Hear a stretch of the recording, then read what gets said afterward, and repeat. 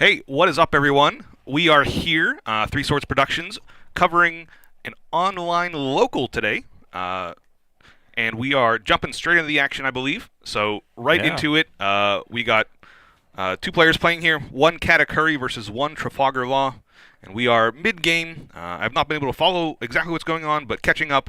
Looks like Law is at one life, and Yellow has about three or four there. And Law's board is diminished, and Yellow's is quite large. So I think Yellow probably has the handle so far right now, especially being able to attack with something like the 7-drop Katakuri and the 5-drop Randolph there. But we'll see what happens moving forward. Yeah, it really looks like the Katakuri player is in a commanding position just based on the board alone. Right. Um, but, Law has a lot of cheap stuff. It has a lot of ways to get back into the game, do some cool, shenanigans. So I Yeah. guess we'll see how it goes. I mean, it's working so far, right? Bonnie into Nami is a great way to build back up the board, but also add more cards to your hand so you have the ability to keep doing things. We saw Chopper being added off of the Nami, so that's another 1-drop that can be played. Tapping 3 seems like, yep, like a Vista type effect. We'll probably get rid of the blocker, I assume. Yeah. Want to clear out the way, because we're going to have to deal damage to life here at some point. hmm Yeah, it seems like that's kind of the way you got to be with the yellow decks because they just have so much ability to potentially gain life back and stuff, especially Katakuri with the big moms. Yeah, you don't want to go long with yellow a lot. Yeah. Yellow can play a very good long game with all of their big top end, so you want to try and be aggressive towards them and try and finish off what's going on here. And we do see the chopper come down that we knew was added, and then on a law effect, it looks like we're picking up red to go green here. So we'll go play a law, pick up the Bonnie that was tapped, play Vista, blow up another one in the way, and attack in for 5. It looks like we got about 5 or 6 cards from the yellow side there, so definitely a lot in hand that could be going on. But opting to take that one, looking for something maybe like a trigger, or maybe just another card for the top end. Looks like Thunderbolt off life, which is very strong. We'll take out the law, and now your blockers that you thought were in the way aren't quite as much. Obviously, you wanted to you wanted to play the Vistas to blow up the blockers in the way before you attacked, but attacking before that would have saved this exact interaction. But then, if Thunderbolt were to happen, you wouldn't have 5 on board. So, yeah, I guess that was the correct way, I suppose. Yeah, I mean it's all about getting that 5 on board in whatever way you can, right? Right. So not exposing yourself to those triggers is a big deal, especially when you're trying to Yeah. catch back up. But it does look like we got the Katakuri down to just 1 life now, which is a big play. And them equipping Dawn here means they're not going to 10-drop us. So we can feel safe in some aspect that we're not immediately losing this turn. This attack for 9 is interesting. You can take this so that 7 drops are kind of negated from your opponent. I assume they would play that first if they were going to play it, but you can always choose with the 7-drop Lin to lose a life if you don't have any, and there's no effect that happens there. So there's an option to take this for that effect, I believe. But Chopper is also a good block. That'll probably be the biggest attack that happens this turn, so no problem with just getting the most value out of the Chopper that we could probably get. Mm-hmm. Yeah, that's one of the things that I always think is really neat about this game is trying to figure out which attacks to use the blockers for, and which ones you should try to counter out of. It's difficult because your opponent is trying to force you to use them sometimes. Right. But the strength in a blocker is threatening with it. Just like a card in hand, every card threatening is slightly more powerful than when it is actually used. So it's an interesting, definitely a bit of a dance between both players to figure out when blockers should be used. This looks like an attack for 8k coming in. That should be leaving back 8 total Dawn. This could be something like an 8-drop Katakuri, or it could be a 7-drop Katakuri plus like attack for 7k with lead. Maybe 2 4ks. Depends on what the list they're playing looks like. Looks like we are getting out of this with Otama plus Nami there, I think, is the card. The gift Looks pack like version. some more Dawn being sized up for another attack.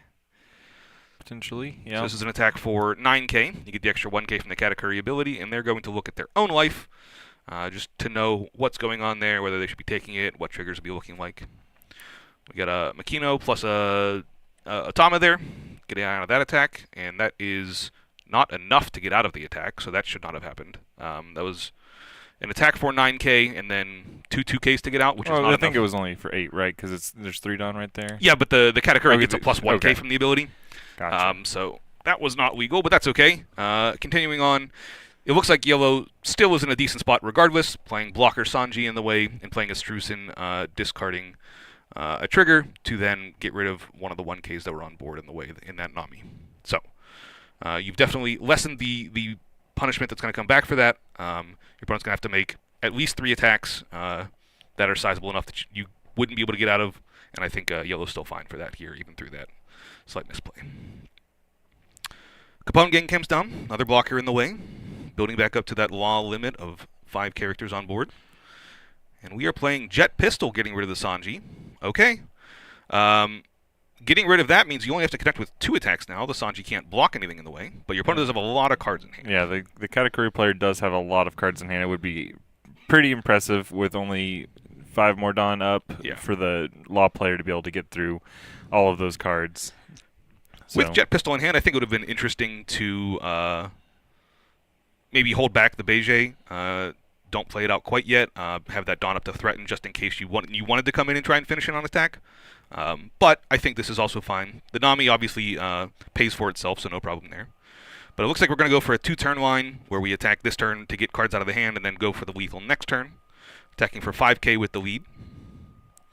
Our opponent does know what the card is in their life. If they're trying to take it, this is an awkward time to do this. So, yeah, countering out makes sense. Just pitching a 1k from hand in the Randolph. Well, good. Easy 1k counter, but still getting a card out of the hand. That's kind of what you got to do right now as the Law player. Definitely.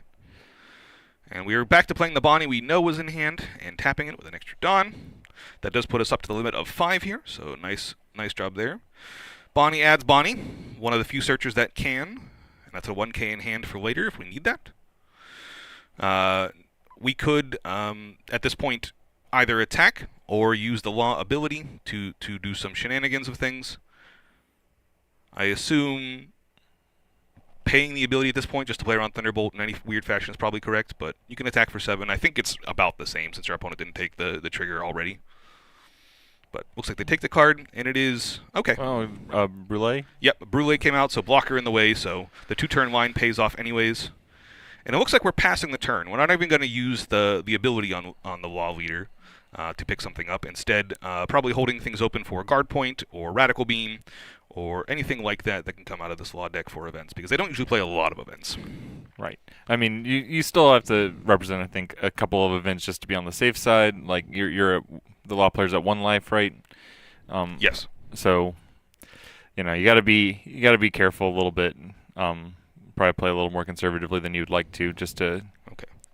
So we do see Strucin come down, which is a big hit right now because that was our blocker in the way, and clearing out the Capone Gang makes it so that we got to get out of all these attacks. Attack for 9k is great. That means Radical Beam by itself doesn't get away from this attack. So I think we take this one, hope for something out of life. There's not usually a whole lot of triggers in the Law decks, but this one's going to be difficult. Coming in for 10k with the ability from Katakuri. No cards to look at in life, so nothing to look at there. Looks like we're going to counter out with a Radical Beam, so that's plus 4k. And we'll need a 2k in addition. 2k. Or And 2 it looks like 1ks. 2 1ks does the job. We know that there's just a Bonnie in the hand from the player on Law, so, that'll be the game. And a decisive victory for Katakuri as they were able to leverage all of that life they still had and had a 7-drop on board to get through. The Strucin's also powerful, getting through. Those the small blockers. The small blockers. Yeah, definitely also strong there.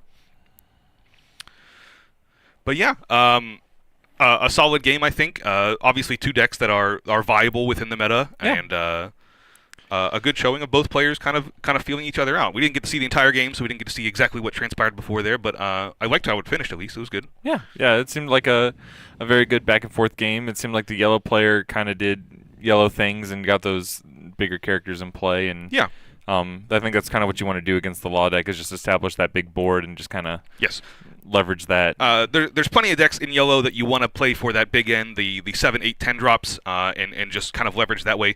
But against decks that are generally red, in the Zoro, in the Newgate, in the law type matchups, you need stuff like 5 and 7 drops to be able to establish that board. Those are kind of your most important cards, and being able to find 2 of those, what it looked like to be the Randolph and the 7-drop Linwin, you were able to really leverage that and find your way into the game and attack when your opponent was trying to attack you.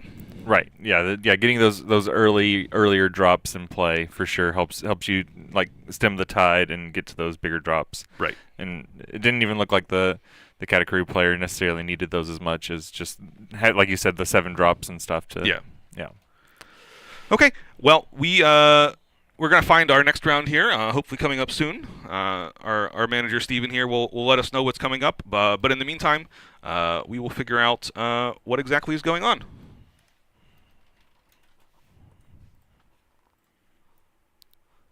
And it looks like our next match has already started. Beautiful. We are here in the match. We got a Katakuri versus an Edward Newgate, it looks like. Yes. So, yeah, we're jumping in. Still round 1 here. Still a few minutes. Looks like this match is still playing out here. But Katakuri is here playing against Newgate. Newgate, I don't see any life on board, so it looks like they've whittled away their entire life to their ability so far. And Katakuri, I can't quite see anything on the mat. I guess like there's an 8-drop Katakuri and a pudding in play. Yeah. But also no life from them. But also no life, yeah. So we are in the end stages of this match specifically. The board has been established by Newgate. We've got Luffy, we've got Marco, we've got Frankie, so we're probably coming in for lethal attacks next turn. It's going to be difficult to get out. So you're trying to size up an attack on what you think Newgate can't get out of, and that's always difficult because the hand of Newgate is large. Looks like we're opting for an attack on 9K here, and we have a lot of untapped Dawn from Newgate. And a large hand. Yeah. Looks like using Red Hawk there to get out of the attack, kill the pudding. But that'll put you up to 10K, and that'll get out of the 9K attack. And the pudding was probably supposed to be an attacker here, so that feels bad that you don't have that. Sanji coming down as a blocker in the way. It looks like we're holding up 2 Dawn. Something like the 5K event to jump in the way of what could be a possible attack here.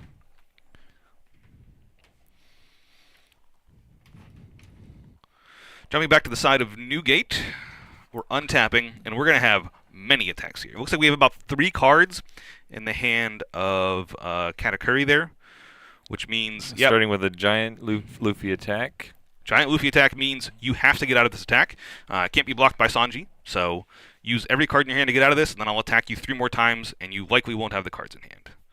And it looks like, we had 2 cards that don't counter. Oh, I'm sorry, all 3 cards did not counter. So, yeah, this... easily decided there from that, even with the giant hand in Newgate. And that's kind of sometimes how this match just plays out, right? You want to play things like 7 and 10 drops, and they just lose all their ability when Newgate doesn't have any cards in their life. They just lost them all prior to when you can actually even drop those things. So, awkward there, but it's kind of how this match goes. And, yeah, I think just a generally strong... matchup for the Newgate player in general. They're generally happy with this matchup, I would believe.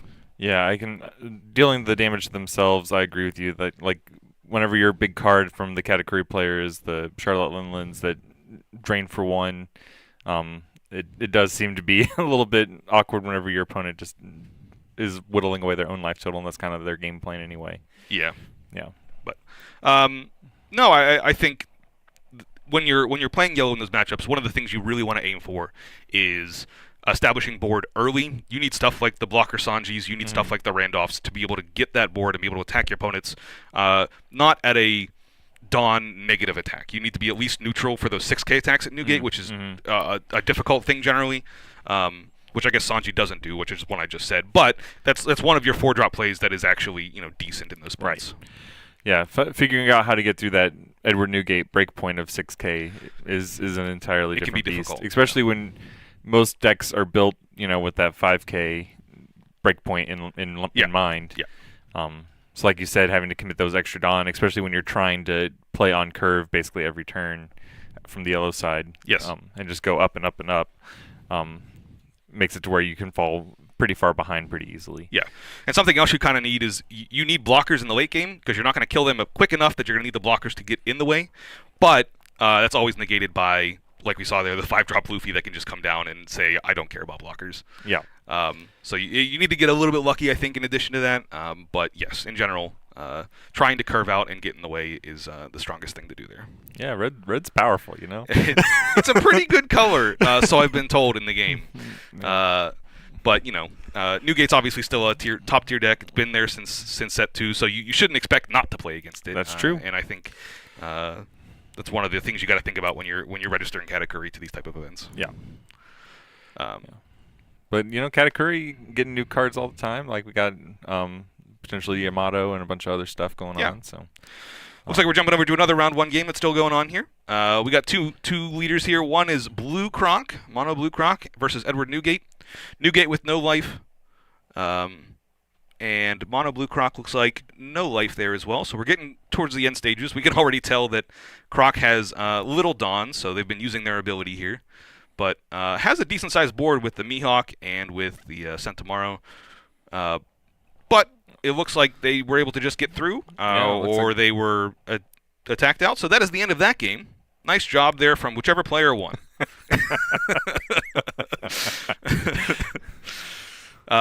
We saw some fiddling with Dawn. Yeah. Could have gone either way. Croc's not a bad matchup into Newgate, I think. I think they can do okay. Again, you got to play on tempo to get there, but they're playing things like the 4-drop 6K Pacifistas. Yes, which can help attack through. Yep. Something like Mihawk is a really good attacker, plus buys you tempo against the board that's coming at you from Newgate. And one of the things that I think is really interesting in that particular matchup is characters that are incentivized to equip Dawn to attack anyway. Yeah. Can really help with that. Okay, and it looks like we've jumped over here. We're going. We got Rebecca. Gerpel Dofi versus Rebecca, and Rebecca player's got a bunch of stuff on board. I think 1 life there. Looks like Dofi's got about 3 life, which is sounds about right. And Dofi now has no board though, which is difficult. And you're facing down a Luffy that's attacking in. Oh, not attacking in, but you are facing down a Luffy, a Sabo, a 10-drop Kuzan. This is a menacing board to play against. Yeah, looks like a good time to just take some damage and try to hope to find something. One of the big things about this Dofi deck is you're trying to tempo the entire time. You're holding up Dawn for events to buy you time with all of the events that can tap down or get yourself out of attacks. But in the meantime, you need to be attacking, and it looks like the board has just been eaten up in the meantime, unfortunately, by all of these kill effects. Yeah, Dofi has all the minus Dawn cards, right? Like there's a number of them. Yeah. Not a whole lot, but yeah, there's a number of them that do that in the purple. The Dofi leader should be untapped there, but that doesn't super matter because we do have a blocker in the way, plus 1 life still on the Rebecca side. So we're going to need to buy back a board somehow, and it looks like maybe 9-drop Kaido. Interesting. Not always seen in these deck lists, but a solid option that can come down here. We're going to get rid of the Sabo and minus the Dawn there. Now it was definitely heads up, I think, now from this point that Luffy untapped itself with its ability, but didn't attack again, so it didn't expose itself to being attacked here. Right, and also doesn't have to stay tapped the next turn. Yeah, at that point. Yeah, 9-drop Kaido was one of the best things here that I think you could have found to be able to actually try and get out of this. Now your opponent was able to counter out, it looks like, so difficult there, but definitely one of the best things that I think you could have hoped for that wasn't that. It was either that or like 10-drop Dofi to try to keep some stuff tapped down. Yeah, which obviously the Luffy was still here and played around in the first place.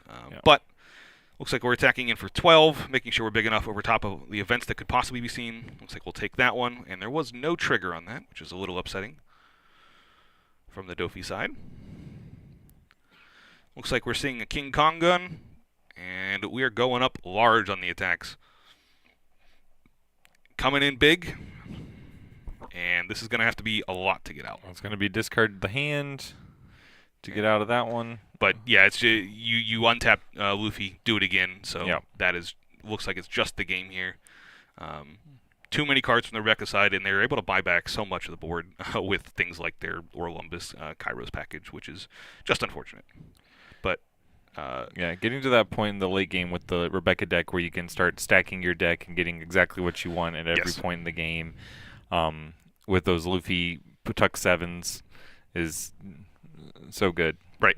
And like I was talking about, Dofi in the first place is a tempo deck, so Yeah. you need to play to the board first and then protect your things as the game goes along. Once you've lost your board, the game feels very difficult to get back into. And it's so hard to protect that board against Luffy, where it can just, Against Luffy, against the Kairos or Lumbus the package, Kairos, Sabo jumps in the way of things that you might have wanted to destroy with that 9-drop Kaido the turn before or something.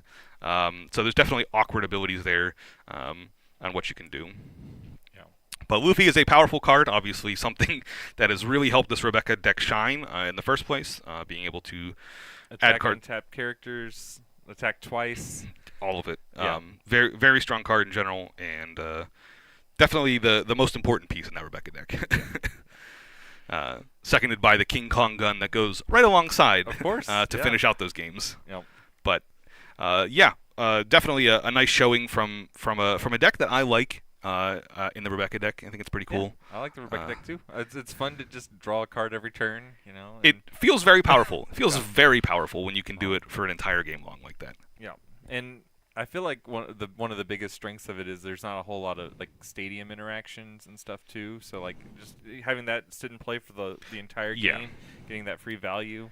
There are very little effects that deal with stages in play. Yeah, stages, And the Colosseum is one of the more powerful ones that we've seen in the game. Yeah. Besides things that are banned like Moby Dick. So Yeah, because like going turn one, put the stage into play, then turn two, play Kyros, and you just have basically a Marco that's just kind of sitting there, and it's unkillable. It's Yes. just straight up unkillable. Like I'm not gonna kill this 5K 3 times in a turn, or you're never able to. Yeah. You are literally never able to unless your opponent misplays in a terrible way. Since you can rest the leader in the Colosseum. Yep. There are ways you can get around it. I believe things like Leo taps your leader, so maybe you only have to do 2 attacks in that turn to get around it. Yeah, but something like that. Or like one of my favorite things about the Set 4 metagame is all of the blue tuck that's happening. sure, yeah, that's a great way around it. Yeah. And I think Rebecca is a great counter to Rebecca for that reason Yeah. specifically. Yeah. Like the what is it, Red Rock? There's Red Rock, there's 3,000 worlds that can Yeah. deal with those. Even Mihawk. Yeah, 9-drop Mihawk if you're up to that point Yeah. can do that. But like just those type of things to kind of cycle through those hard to deal with characters, I think is one of the biggest reasons to be playing blue right now. Yeah. One of the reasons why I actually really like Queen, getting to play. Sure. Getting to play those blue tuck cards with the giant yellow cards. Yes, I think that deck is actually quite fun to play. It has some difficult matchups that aren't these Rebecca style matchups, Yeah. but those blue effects are strong for that reason. And I think that's a resurgence that we've seen with the mono blue Croc as well. Kind of a fan favorite coming back. That wasn't quite in the meta as much, but seems to be crawling its way back in with the powerful abilities and also the bounce ability from the leader itself. Yeah. The bounce ability from Croc has seemed pretty powerful when I've played against it. Yeah, it is. It's something you can't do all the time, but No. when it helps, it helps. For sure. Yeah, picking the right moments to use that bounce ability is a big deal. Definitely. But yeah, the blue abilities to really deal with Rebecca is something that I think works in the favor of all those decks that previously didn't have quite as good matchups against red specifically. But it is nice to have a deck that isn't red for once. That's true. Be pretty top in the meta, I think. Yeah, it is definitely a fun time to be not a red all the time. Yeah. Yeah. For sure. Yeah, it's more fun looking at games and seeing a wide variety of leaders than just coming in and looking at a bunch of red mirror matches over and over again. For sure. Yeah, we've seen a lot of yellow and red today specifically. It looks like Newgate versus Katakuri, Croc versus Newgate, Law versus Katakuri. So it's seeing Rebecca for the first time is slightly interesting. That was the first time we saw it, honestly. Yes. Yeah, but we saw, like you said, we saw Croc, we saw some other decks. Yellow, which yellow's been good for a while. Yeah, too, but and I would say Katakuri is probably the best of the yellow right now. yeah, probably just being mono yellow. Yeah, I don't think that the black from Linlin seems to really add enough to justify it. Yeah, you'd much rather have the abilities of any other yellow leader, I think, than yellow black Lunwin. I personally like that that leader a lot, just because I like that color pairing. Sure. But it's not a strong leader ability. Yeah. Also, being 5 life in yellow is one of the best things you can do. You want to play those long games. You want to play for a long time. Yes. Being any 4 life yellow deck feels like you're giving up something in the way that you wish you were just a 5 life leader instead. Yeah, that makes sense. Like you said, you want to play that long game, so having that extra life is a big deal. Yeah. Especially when you're going to be gaining life back with your big 10-drop Linlins. And you're trying to do things like triggers with Thunderbolt, with with the Shirahoshi and all of those type things that you want to trigger in the first place. Definitely feels like you want to play not the 4 life ones.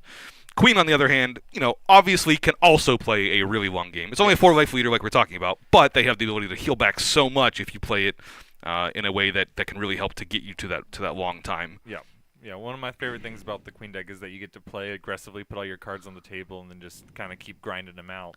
With, once you get your life a little lower, your hand a little lower, you just start slamming the things and healing back up. The biggest downside I found with the Queen lists is that you do sometimes feel like you need to find specific things at times, and you just don't have the hand to really find that ability. But obviously playing a large top end, a very large amount of 8, 9, 10 drops is strong. Yep. So yeah, I guess with obviously the downside being that a lot of those don't necessarily have a lot of counter power. You're not going to be countering out a lot because you're going to be having that lower hand. Right. Let's see who we got here. Looks like we were jumping in. I believe that is a Queen there on the top side. So yellow blue Queen versus bottom side of I think a Katakuri there.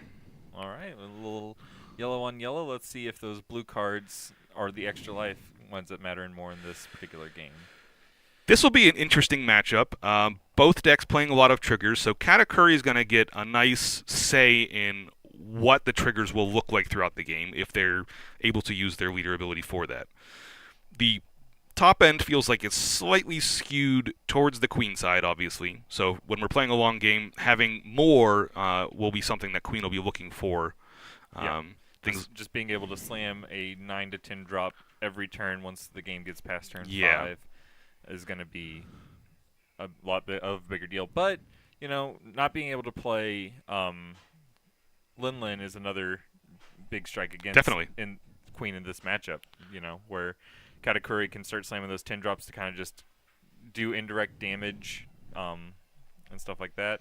And we see that it looks like the Katakuri player on turn 1 has decided that's the play to go. We saw Pudding add 10-drop Linwin there. As this is my game plan for the game, we will definitely get to that point, so I'm going to add this now and make sure I have the ability for later. Passing back, it looks like Queen's going to go up to 3-Dawn here, draw their card. Not a whole lot of 3-drop plays from the Queen side. If you have things like the Brule blocker in the way, that would be probably an option here. Otherwise, old swing for 5 right there just to start things off. Probably not a whole lot else going on. I would assume from the Queen side. Making sure to show the camera, this is just a 1K we're getting out with. The 6-drop 8K Parasparrow, and yes, we do see Brule come down, blocker in the way for what could be possible attacks here in the future. Notably, something important, I think, in this matchup, Queen is trying to use their cards, I think, a bit aggressively to counter out of attacks, get down low on cards in hand so that we're able to use our leader ability. Attacks from 7K from the Katakuri side with only 1 Dawn will pay off for them and feel strong from the Katakuri side, I think. So we look at the top life with Katakuri. I believe that was a red rock revealed, and we're going to keep it on top. And option to either block or get out of this attack from the Queen side. I think block with 2. Looks like Soj King plus another, I would assume a 2K there. I don't exactly know what the card is, but a 2K to get out of the attack. And then we are playing, it looks like Parasparrow onto the table here. Great Dawn efficiency. Like I said, you want to use that 7K attack from the Katakuri, and then you're able to use the others to make something that can pressure the opponent down here. Passing back to Queen. 5 Dawn, now we're getting into it a bit. Something like a Sanji or something blocker-ish here. Okay. Looks like a 3,000 Worlds is a great answer to a Parasparrow. You've denied the card draw, essentially, so they don't have that ability anymore. And then come in with a 6K, give that blocker up, Keep applying that pressure. Yep. I generally like attacking first before making any play from my hand. I think you could have done it here. Your opponent now had full information in that attack to say, I don't have anything on board, so I should probably just take this. There might be a world where they protect their life there. I don't think it's true, but you want to play towards those slight outs, I think, in these matchups that are going to be long and close. You're going to have to grind your opponent out of cards, and I think it's important with Queen. Yeah. I think that that's also one of the big things to be thinking about in general, like when you're playing this game, is like knowing what your play is before you make your attacks means that you can assign your Dawn correctly. I think a lot of people probably play their cards first and then use their leftover Dawn to make their attacks. Yes. Which is what would lead you to playing your cards first and then attacking. So knowing, like, I'm going to play this 3,000 swords, and I'm going to have this Dawn left over, we're going to equip that in attack, and then we'll play the 3,000 swords. Definitely is probably a better general way to go about it. Yeah. Okay, looks like an attack came in for 7k there, and we took that card. It was the red rock on top. And then Randolph is coming down as another good attacker. Still 3,000 worldsable. This is still a 5-drop, so if we have more of those, we can do that. We also have red rock in hand at this point, so that's something we could use here, but I think you want to save that for later on, dealing with 7, 10, 8 drops that could possibly come in the way, instead of using it now, if you can avoid it.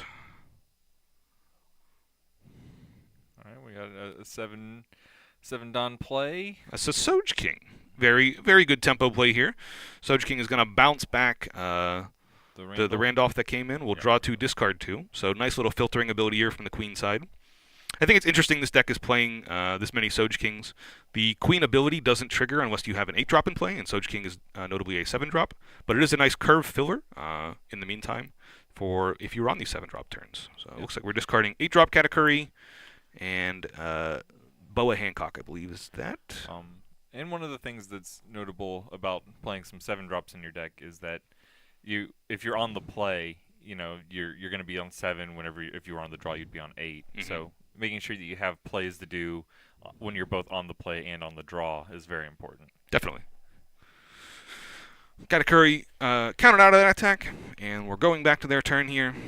4 life still here, and a blocker and a Soj King they're facing down. Looks like we're counting out the Dawn, making sure we'll have enough, but coming in with a 7k attack, like we continue to do. And there's exactly what you were talking about, like making the attack first, making your opponent have to think about things, not necessarily knowing what's coming next. I think that also matters a lot when you're playing like those red decks, for sure. Definitely. With like the rush characters that you have. When you have rush characters and things like that too, you gain flexibility by playing those cards later. If your opponent takes this attack and you don't need to play that, and now you can just do a big attack, now you've gained that knowledge for your next attack in the first place. So it helps all around in those different types of things. I believe a 8-drop Katakuri was revealed there off the life, and then put on the bottom. But yes, trigger to put out... man, I'm not used to these alt arts. I don't know which it looks like blocker. I think that's probably going to be something like the Sanji. But yeah, discarding Brûlé from hand to get that into play. And you can attack with the Soj King or you can hold it back. I think not exposing it to the 7-drop is definitely something that could be optioned here.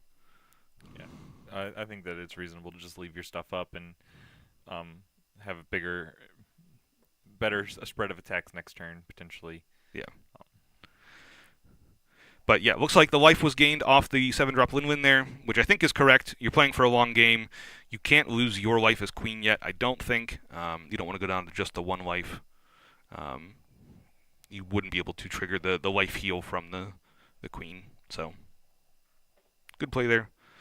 But now you're online for things like Yamato that could come down, or Mihawk. There's a Mihawk. Mihawk is perfect for a 7-drop. We've answered that now. And we know our opponent's going to likely be playing 10-drop on the next turn. So now we can attack with most things here and protect from the 1 5k attack that's probably coming back on us. Countering out with the 1k Randolph. Coming in for 6k. We'll take. I think we're hoping to fade a trigger here by a lot, and we do. Yeah, being able to know that your opponent is going to be playing that Linlin next turn definitely makes all these attacks completely free for the most part. I like the attack with the Sanji here too. You know you're not blocking with it on this turn cycle. You would block with the Brule before, with the just one attack coming back. So making sure we get that extra card out of our opponent's hand is very important. Yep.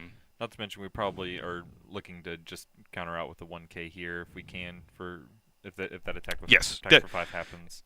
We have 3 cards in hand, so I think Queen is sometimes beholden to what they draw. Sometimes it's all top end, sometimes it's all counter. Yeah. But yes, I agree. Definitely the play that's going to usually be happening. Boa Hancock discard there. Blocker working its way either on the board or from hand. It works both ways. And there's 10 drop. All right. 3,000 Worlds eats the graveyard. Gone away for the turn, but our opponent still is at 5 life, so quite strong for them there. Going for an untap, and if we have this red rock in hand that I believe we should have, this is a great answer to a 10 drop here while we attack our opponent down a bunch.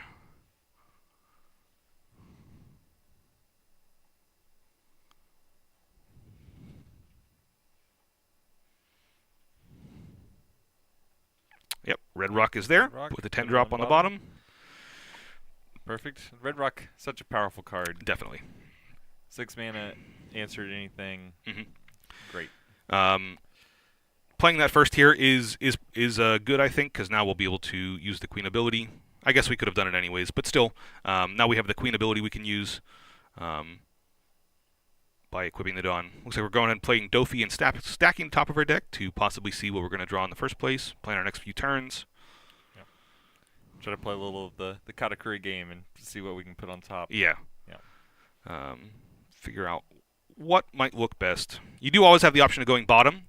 If you know for a couple turns you're going to be drawing things that aren't really helpful to you, it's probably wise to consider that. But if you have at least 2 or 3 draws, I think, that are worthwhile here, it's probably fine to keep. Yeah, I don't imagine this game going long enough for you to get through the whole 5 stack right now anyway. Likely not. Your opponent still has 5 life, but likely not. There's a lot of things that can come down. If your opponent finds a Thunderbolt in life, you're down 1 more attacker. And you are at 1 life, even though you have the blockers here. Okay, it looks like we're healing with our Queen ability there, which is very nice. Hopefully stack the trigger on top. Discarding from hand to get out, 2K. And probably just going to see a bunch more attacks. I think we should see a bunch of attacks. You have the Dofi and the Brule that can block if needed. You want to just eat your opponent's hand now. Yep. You're trying to end this game. Trying to end the game and hope that their play is like another Lin next turn. Like at this point, if they take their turn off to do that, they're going to be just kind of following more and more behind. You can just power a bunch more attacks on the leader next turn. Yep. Okay, and we got our attacks in. We only took 1 card out of life, so we're not killing our opponent next turn. But we're obviously owning the board right now. I think is the important thing. 3,000 Worlds into Mihawk, into Red Rock, into where's your board at?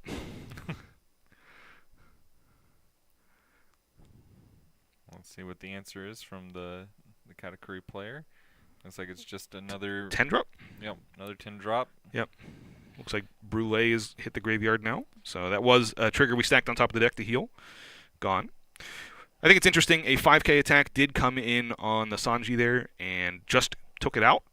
I think because your opponent just makes a 5K attack, you know what's coming. So you could have either protected it from hand if you could have, and if you couldn't have, you could have just used a blocker in that case. Yeah, probably better to keep the 5K on the table. I think you want the extra attacker here as something, but something like a Yamato is obviously strong.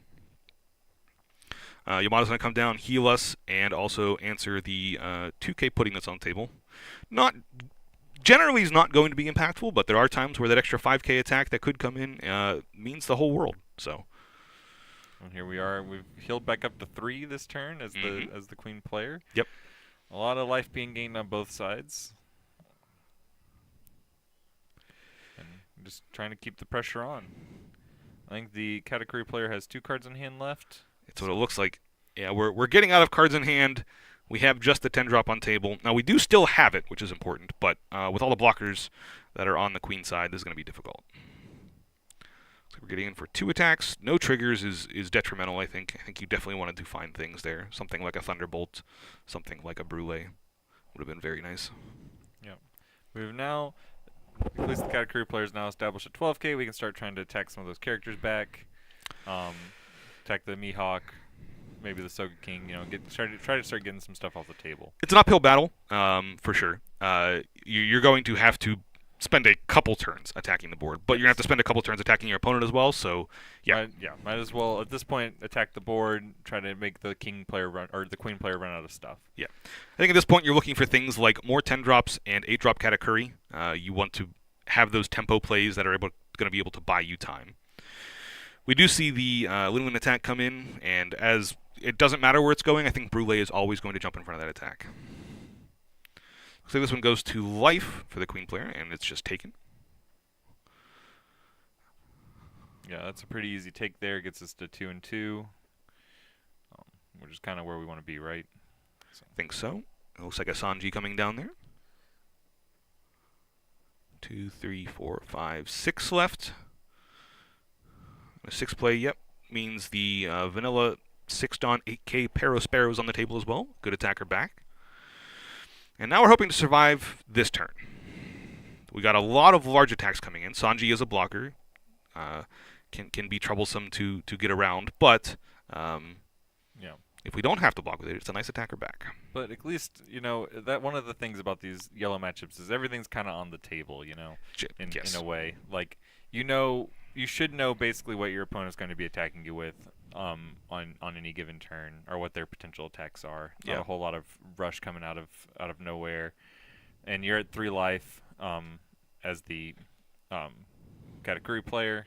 You should feel pretty safe this turn. It's probably next turn that you're going to have to really start worrying about what your opponent's attacks, like what you're going to have to counter out of and stuff. This turn you can probably take a few extra hits and not feel too bad about it. I think so. I think Queen here should be going towards life. I think attacking up into the Win-Win is a losing battle. Yeah. You can try and attack over, and then Sanji will just block in the way. So I think instead you should be going life, trying to pressure down your opponent. They're starting to buy back the board, which has been difficult here since we haven't, since we've lost our boards slightly, just a little bit. It's hard to say that when you have a Yeah, and a Yamato in play. It's not exactly true, but we lost 2 of our blockers so far, so we're thinning out on them. I don't know what's in hand, but 3,000 Worlds comes down, getting rid of the Sanji. That is a way to get around that problem. Yeah. So now we can do two 12k attacks on the Win-Win if you'd like to. That would eat 2 cards out of your opponent's hand, but I think you want to get your opponent down to about 1 life here on the category side. That way, if they play something like another blocker or like another 10-drop Win-Win, you'd be able to still get through in the first place. But it looks like 12k attack has been established with the Yamato, so I assume that's going to go with the 10-drop Win-Win. Generally is the sized attack, I would assume. Looks like we're discarding a 2k to get out of that one. And you can do it again with the Mihawk, which I think is the plan. And I don't think the plan changes once you committed 1 attack to it. I think you want to eat 2 cards now at this point. You don't want to have your opponent having options. Yeah. If you're starting to swing at the Linlin, you probably got to keep swinging at the Linlin. I think so.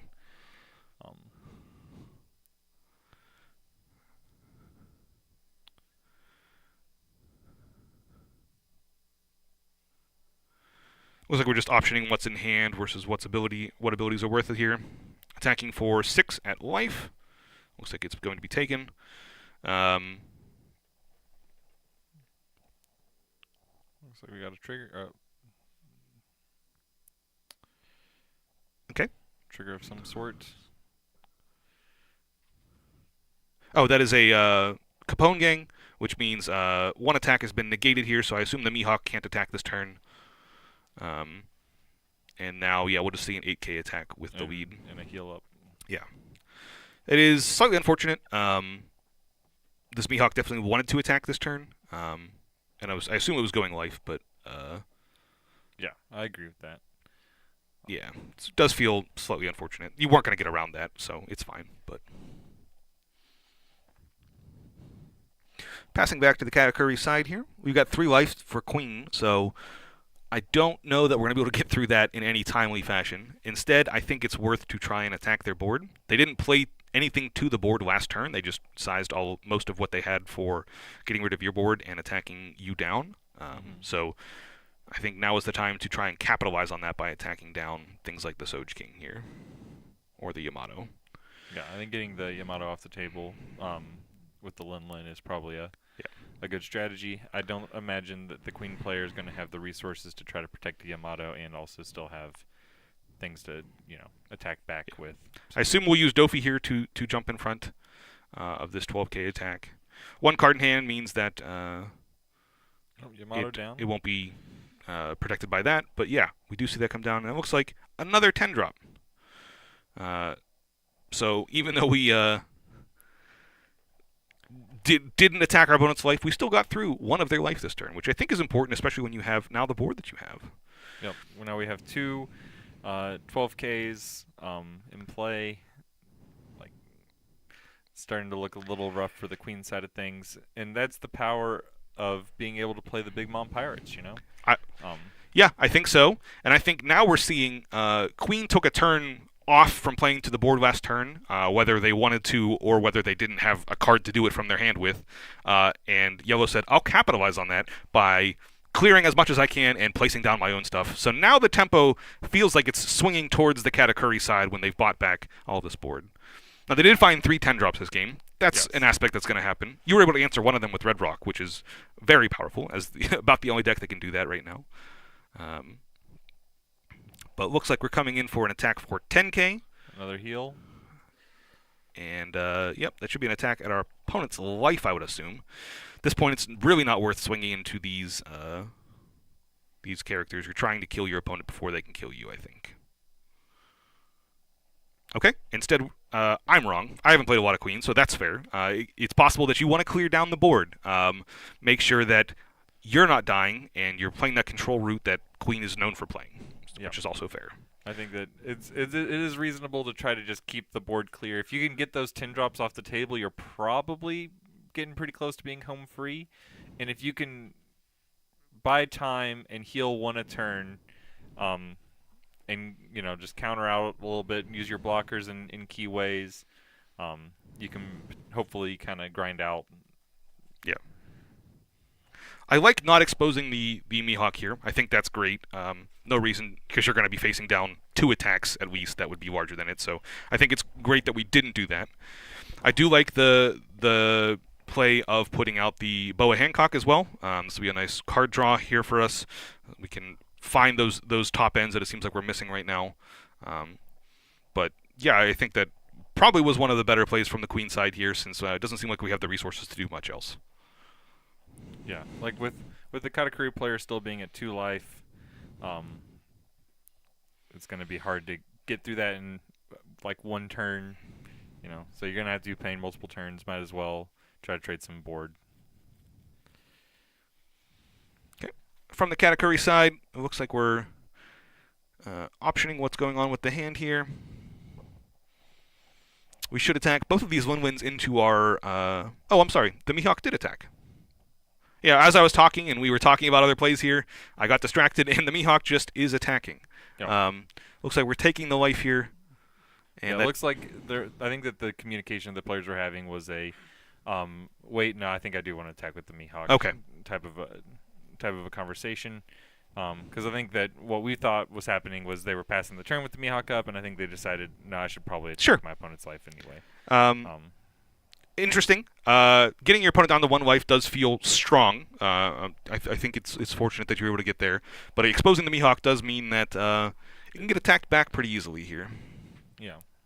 Looks like 8-drop Katakuri, which is going to come down and likely put that Mihawk, likely put the Boa Hancock into your life.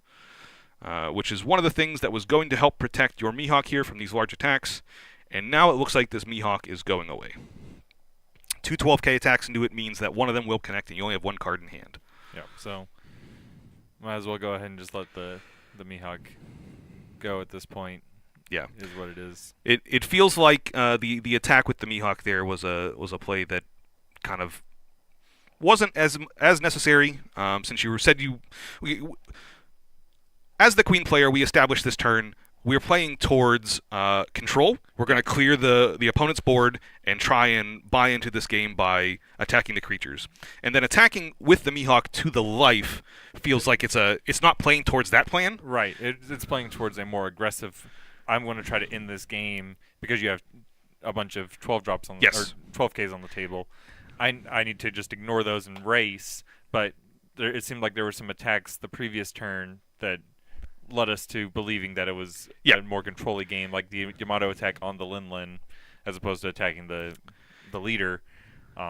Like it seems like the Queen player is going a little bit back and forth on their strategies. I think either strategy is fine. Yeah. It's just choosing both of them loses sight of one of them, I think. Right. Yes, I agree that both strategies are good. It's just committing to one and going fully on that. Okay. We did find another blocker off of our life there that last turn, and then having a Yamato come down, being able to answer the blocker that our opponent had means that we can make a sizable attack here. Nice little 6K coming in. And Queen just chugging away, continuing to heal that one a turn is definitely keeping him in the game for the long haul. I probably gained 4 life so far this game. I think it's 5 actually, but yes, 4 or 5. It's been a lot. We're still eating cards from our opponent's hand, which is good, and now having another top end that we were able to find is important because now we have something to attack, even if our opponent does find more blockers, which is important when they're at 1 life.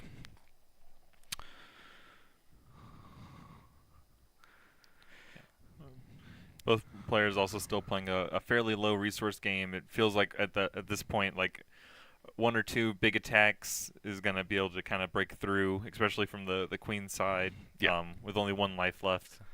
I think if you're on the Katakuri side, you've now really established your board. Yes. You have most of the things you'd want to have in play. It's time to really just pressure our opponent's life as much as we can. Yes. An attack for 8K is fine. Your opponent has 2 cards in hand, so no problem there. Looks like we're going to use the Capone Gang, and one of the Lin Wins will not be able to attack this turn. That's a great trigger to find off the top there. It's always going to happen, so whether he takes it off the 8K or a 12K doesn't really matter. It's also, both players also had it, so no problem there. Looks like we're jumping the Boa Hancock in front of that one. And we're coming in for an attack of 8K with the lead. We get to look at one person's life, whether it be yours or mine. Looks like they're going to opt for the Queen side. Know what's going on with the attack. Yeah, I think it's interesting that there's a chance that you could have led with the Katakuri leader attack and moved that Capone to the bottom. You don't get maybe you get to attack with all of your characters at that point. Who knows? Like it depends on what's on top anyway. That is fair. If you think you can figure out a way to get in through that's probably an option that could have helped for sure. And it looks like we're tapping all of the Dawn we have left. So it looks like something like an 8-drop Katakuri coming down. And that is the Alt Art 8-drop Katakuri. There's only one option to put back, unless you want to put back one of your own. And I'm not sure you necessarily want to do that here. You'd buy yourself life, but you have a couple cards in hand still, right? You have 2 cards in hand? I guess no blockers on the table. That is a problem. Put in the Katakuri back on top. That way we can have another Katakuri to answer a big threat later. It's also just a life. Yeah, since we didn't have a blocker, which is a part I missed, that does mean our opponent would be able to attack for like 12K, and we likely wouldn't be able to get out of one of them unless it was like a Capone Gang in the deck there. But instead, no, we're safe here. I think it's very interesting that the sleeves chosen by the Katakuri side is the 8-drop Katakuri. So it looks like we have a face-up Katakuri and a face-down Katakuri in life. Slightly distracting there. And Yamato comes down. This is the 3rd one, healing us up yet again prior to this. Nothing to kill with the Yamato. Lives are too low, and these characters are too big, but we are coming in for a 6K attack here. A little counter out. 9K comes in at life. Katakuri will get added back to hand. And healing was important there. Your opponent will be able to play 8-drop Katakuri and tuck the Doflamingo as a play at some point. You having 3 cards in hand, I think, is a great counter to that. Otherwise, you'd be in a little bit of trouble, I think, here. So now it's an option of what do you do on your side. Uh, you have an 8-drop Katakuri. You can do the same turn you did last turn, but the downside being that they have another attacker here. And instead, it looks like we're going for life. We've played Thunderbolt, critting our own life, putting us down 2-0, and we're saying, we're going to kill you this turn, hopefully. 3 cards in hand, 2 in life. We know one of them is Boa Hancock, which is just a 1k counter, and we don't know what the other one is. Oh, I'm sorry, we do know what the other one is. We've looked at it. I don't remember what the card is that was in life, but we know what it is, so we have our entire turn planned out, so Thunderbolt feels strong for that reason. Now it just looks like we're sizing up attacks, probably being as equal as possible. Looks like we're coming in for 10k with this attack. 3 cards in hand means it have to be all 2ks to get out. And that is a Brûlé at the top of life. That is difficult to get through. Yeah. So that'll be another one. And then we can do an attack for 12k, 12k, 12k, 3 12ks. And if our opponent should not be able to get out of this. Yeah, we'll take this. That's 4 cards in hand. One of them's a 1k. You do... A 13. Okay, a 13, I'm sorry. And then, we'll block. 10, a 13. And then a 13, which you're not going to be able to get out of. 3 2Ks and a 1K is not enough if you were even to have that, and they don't even have that. So, yes, Katakuri does take it down. The Thunderbolt being clutch to get the blocker out of the way was very nice. Having that extra life helped immensely. Yes, because it meant that we got to have the extra life on that turn for the Thunderbolt. Yes.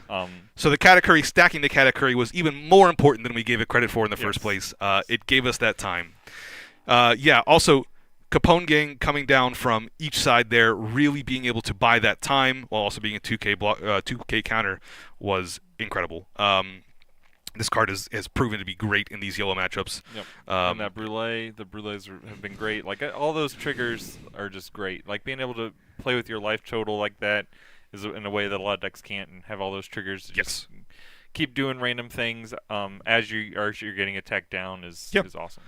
And I think this was a game that either player could have won. I think it was very close the entire way through. It didn't feel like Katakuri was running away at any point. Didn't feel like Queen was necessarily running away at any point. Yeah. I agree. It was quite a back and forth. Yes. A lot of 10 drops from the Katakuri side. Definitely an important part of this matchup, since only Red Rock can answer those, and you only found one Red Rock. So there's a bit of whack-a-mole that was being played there of, I'll have more moles than you have wax, but... three Linlands, 3 10 drops is a big thing to overcome for sure, especially just because it keeps gaining you that life back and also kind of erasing that queen attack in a way. Like, you go attack with your queen, heal up, and then they're like, okay, I'll play a 10 drop and get rid of that. Yeah, and you haven't gotten the card from that even. It's critting the card, which is very important. Yeah, just putting that card right in the trash. And it was good identification from the Katakuri side in the first place. We saw turn 1 Pudding come down and add 10-drop Linwin. That's going to be our play in this game. Yep. We're going to go for this and hope that we find as many as we can. Yeah, that's honestly my favorite play from the Katakuri side. I'm like, if I play a Pudding on turn 1, I'm hoping to find me a... Yeah. All right, so we got a Rebecca. Yeah, we're jumping in here. We got Rebecca on one side. Looks like they have a Kairos on the table. Or, I'm sorry, a Luffy on the table with the Colosseum. Very strong. And then the other side looks like we have Kaido, I believe. Looks like purple-blue Kaido, sorry. There's a Kaya on the table, so the searching ability was there. Oh, that's Alt-Art Queen. I'm dumb. Yeah, okay. These Alt-Arts really just trip me up sometimes, huh? But yes, that is a Queen on the other side there. So back into another long, grindy Queen game as we're trying to heal our life and get in the way. Kaya coming down from these decks is a great card. It's a 2-drop that's it's a 1-drop that can cycle you cards, but it's also a 2K counter. And both modes are extremely viable for this Queen deck. Like I said, sometimes you just don't find what you need in your hand. So being able to filter towards things like a Yamato that you then can play can feel quite good. Yeah, no, I think Kaya is a great card in a lot of decks. It's like a 2K that you can just play and be fine with is great. Yeah. In the Queen deck, like you said, searching for that top end is a big deal. I've even seen it played in some like Rebecca lists, just as more ways to get cards in the trash pile, and kind of find get back to your stack. it's just It, a great card in general. yeah, Obviously, Nami decks. Um, love that card. yeah. It looks like we have Sanji come down, as well as an attack in for 8k from the Queen side towards the Rebecca. Looks like no life from Rebecca. Oh, I'm sorry, 1 life from Rebecca there. Yep, 1 life in Rebecca. So that does mean we're trying to really attack in here, get through on these attacks. We played this turn to, looks like, attack back on the Queen. Luffy is coming in here. Queen's got 2 cards in hand. Yeah, not a whole lot to counter out here, but blockers that can. So Sanji will jump in the way.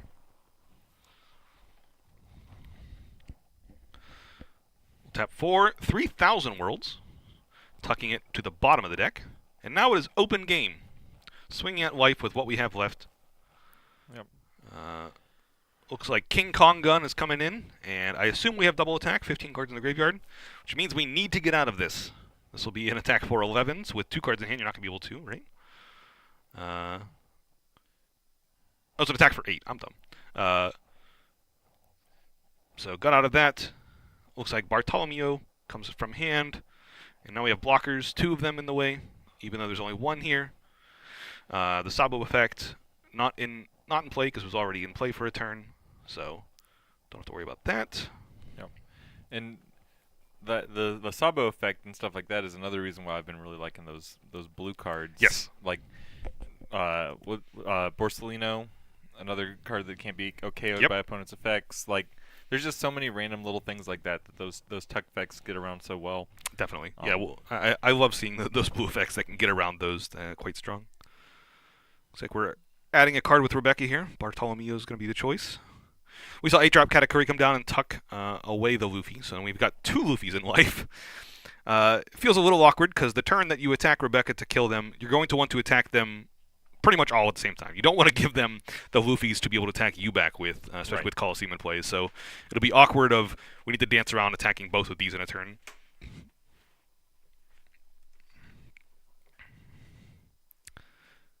And another King Kong gun coming in, attacking in. Double attack. Our opponent has no cards in hand, so they are taking the double attack. 1 trigger with the brew layout now.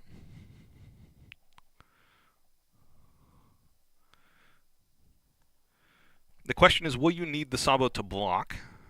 I wouldn't think so. I guess you have only 1 card in hand, but it is Bartolomeo, which is a blocker, so I think you'll be okay. So long as you're double Bart. double Bart. Okay, great. Even better. Yeah, now you're definitely safe. You can attack with the Sabo, no problem. Your opponent will likely try and attack your board down here, but shouldn't be a problem. Looks like they found a blocker of their own in Dofi, so now we'll start stacking in a specific way to help.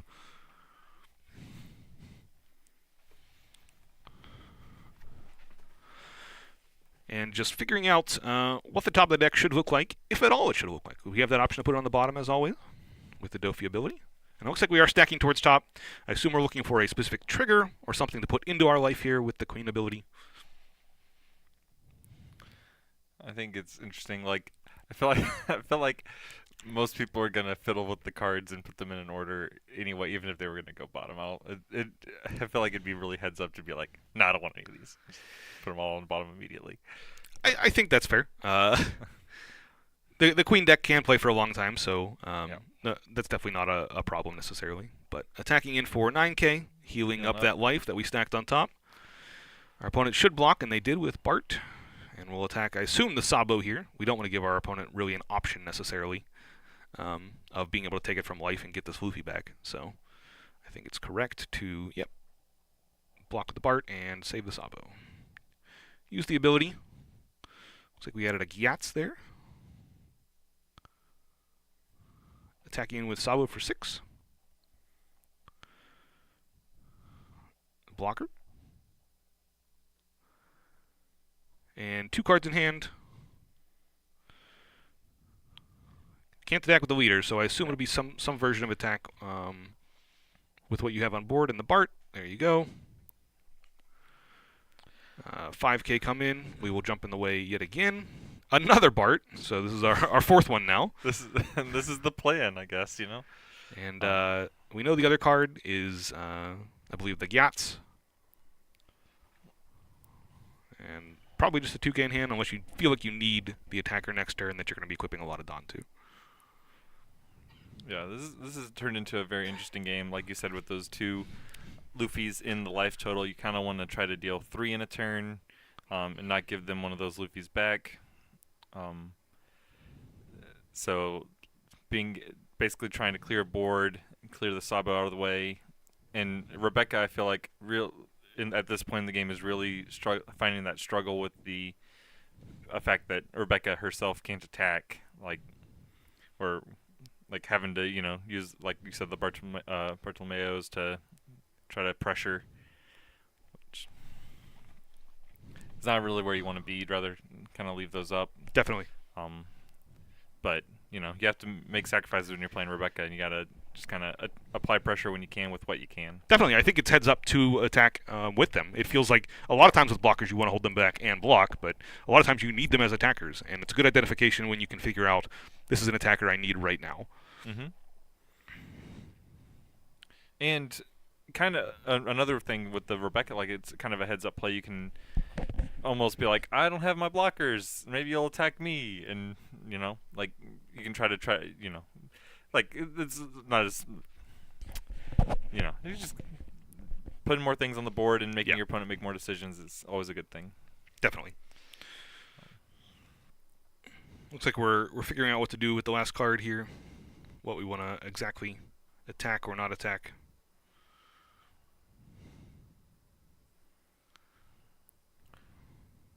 Or if we want to play it or have something for counter. But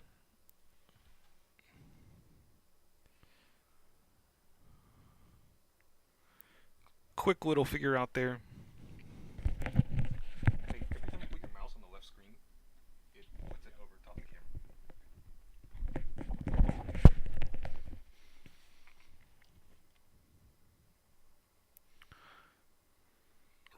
Really in the tank. Might be thinking about something outside of the game here, maybe. Even. I don't think we would be tanking quite this long about a play. We've been informed now that they've called a judge to come in for something, so it looks like they're getting some kind of ruling before they continue. So it looks like we're going to wait a second, figure out what the problem or line of play might be here.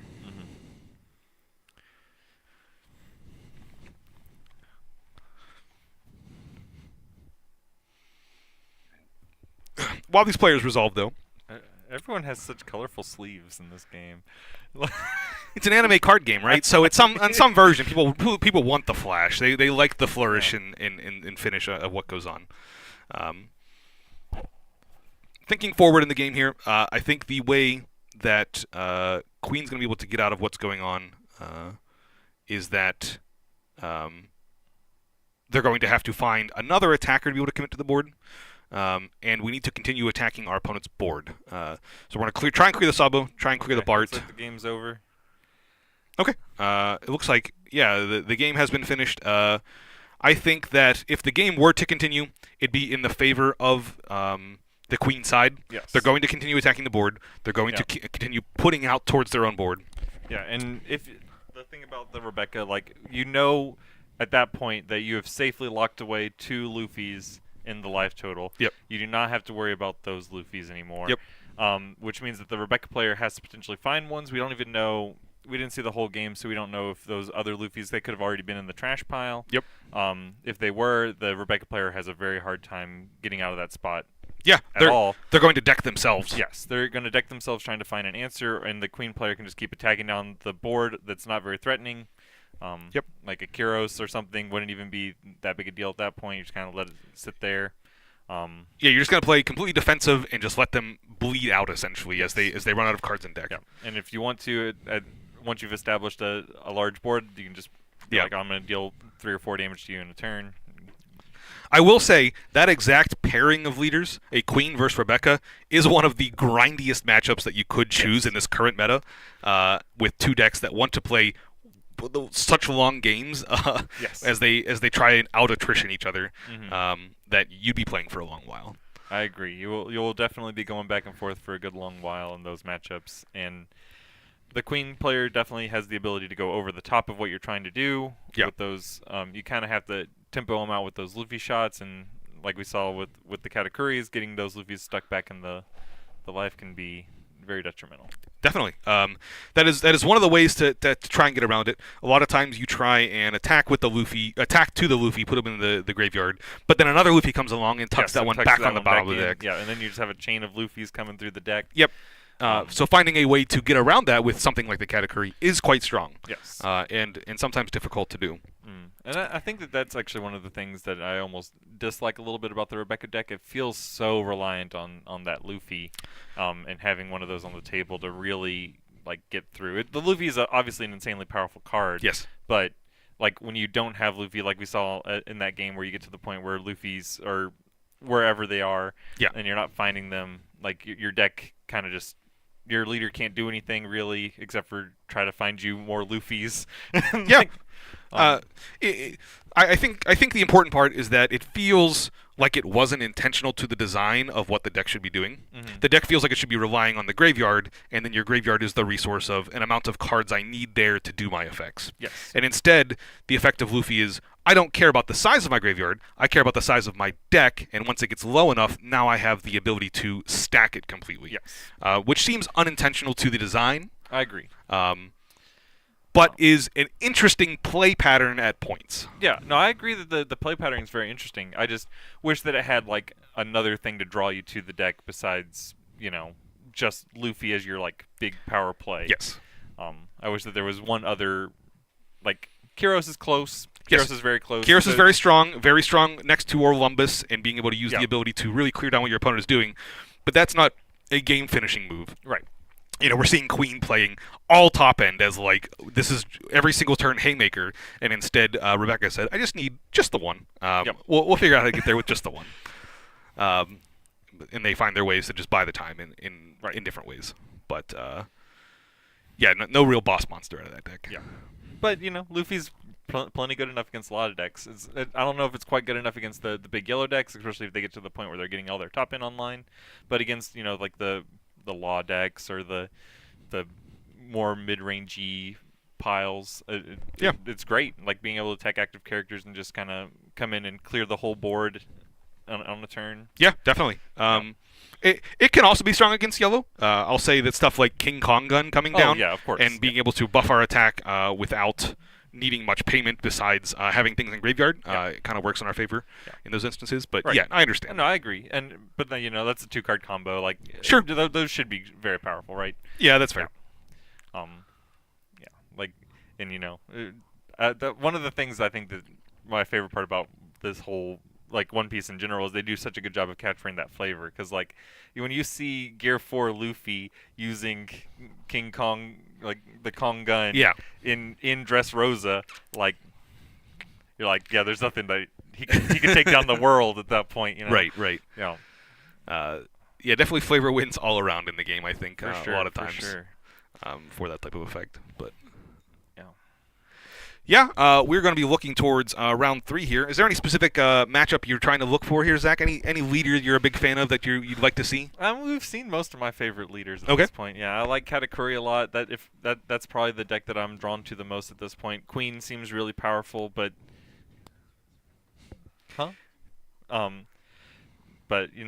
Queen seems really powerful. I do think that you really miss the like after seeing it more in play. Like I think you really miss those Charlotte Linlands as the top end. Yeah, you do. Like your top end is good, but it's not as robust as some of the other yellow decks. Like, Yamato feels cool, but doesn't feel as cool as 10-drop Linlin. Yes, is the important caveat there.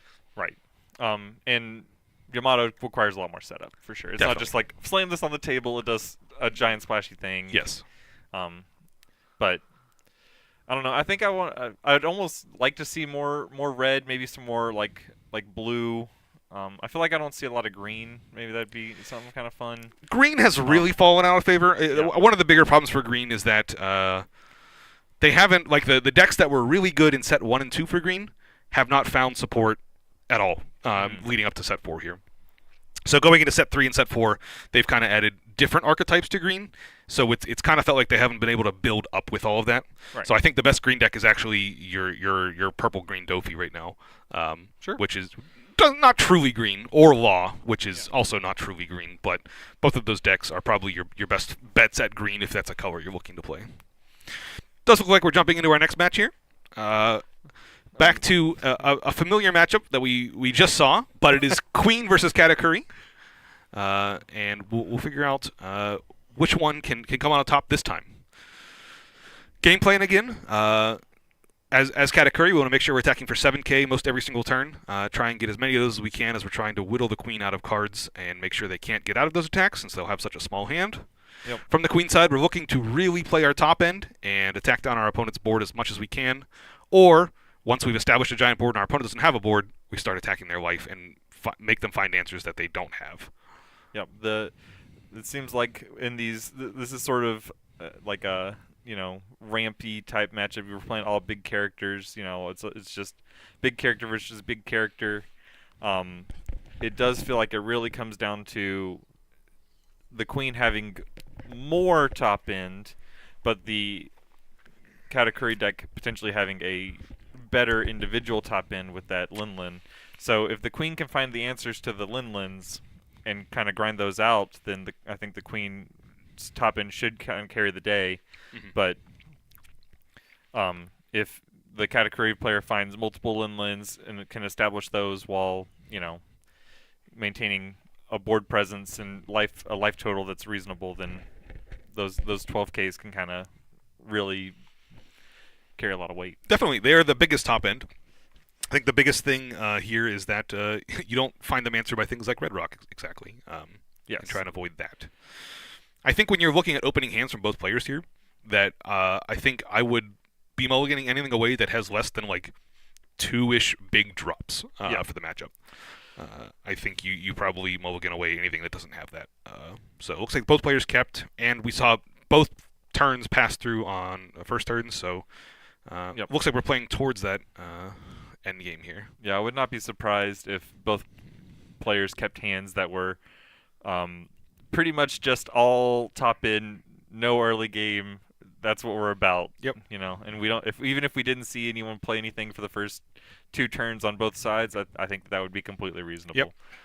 I think it's interesting that Queen opted to not attach 3 Dawn to the lead on the attack. I think. Yeah, could be representing some sort of trigger. Like, also, it's probably a pretty free attack. Like, if your opponent's willing to discard a card, I think you're fine with that. Yeah, so there is an option with Queen to play a game where you just deny resources. It keeps your Yamatos online really well by not giving them any cards, and allows you to not give them any triggers. So you just really try and bleed their hand out as you're drawing cards. So the attack for 5k might mean that. And say if you're going to discard a card, I'll go that way. If you're not going to discard cards, we'll go the other way and play towards attacking the life. Because like there is a chance, like you said, like if you're trying to make those Yamatos good and actually be able to answer some of those big drops, you want both players to have a large life total, and you can potentially not even attack on that turn. And just be like, we're playing the game where I'm going to establish a giant board and kill you eventually. Yep, and now that our opponent took that first 5k attack, we make a 7k attack this turn and say, okay, well, if you're going to start taking life, take your life. And then blocker comes down to match the Brûlé on the other side. Going up to 6 Dawn on the Katakuri side. Turns like this, you want to see Sparrow, the 6-drop version, or something like a Randolph come down. Something to start eating away at our opponent's removal that they're going to have. Because you're going to have to face it at some point regardless. Yep. So you might as well have them try to use it on a 6-drop character that you don't care as much about, as opposed to saving those red rocks or other removal spells for your bigger stuff. Yeah, it's also overloading specific turns, right? We're getting into the later turns of the game. If you're going to red rock something, it likely means you're not going to be doing anything else with your turn that's big and impactful now.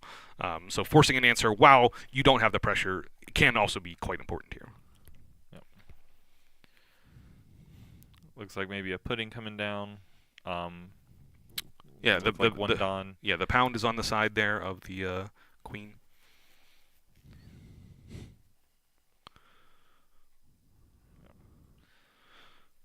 Putting searching up. I assume this will be some kind of top end grab if possible.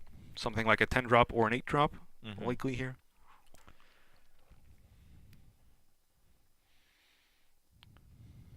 Yeah, being able to get another Katakuri or a Big Mom would be great here.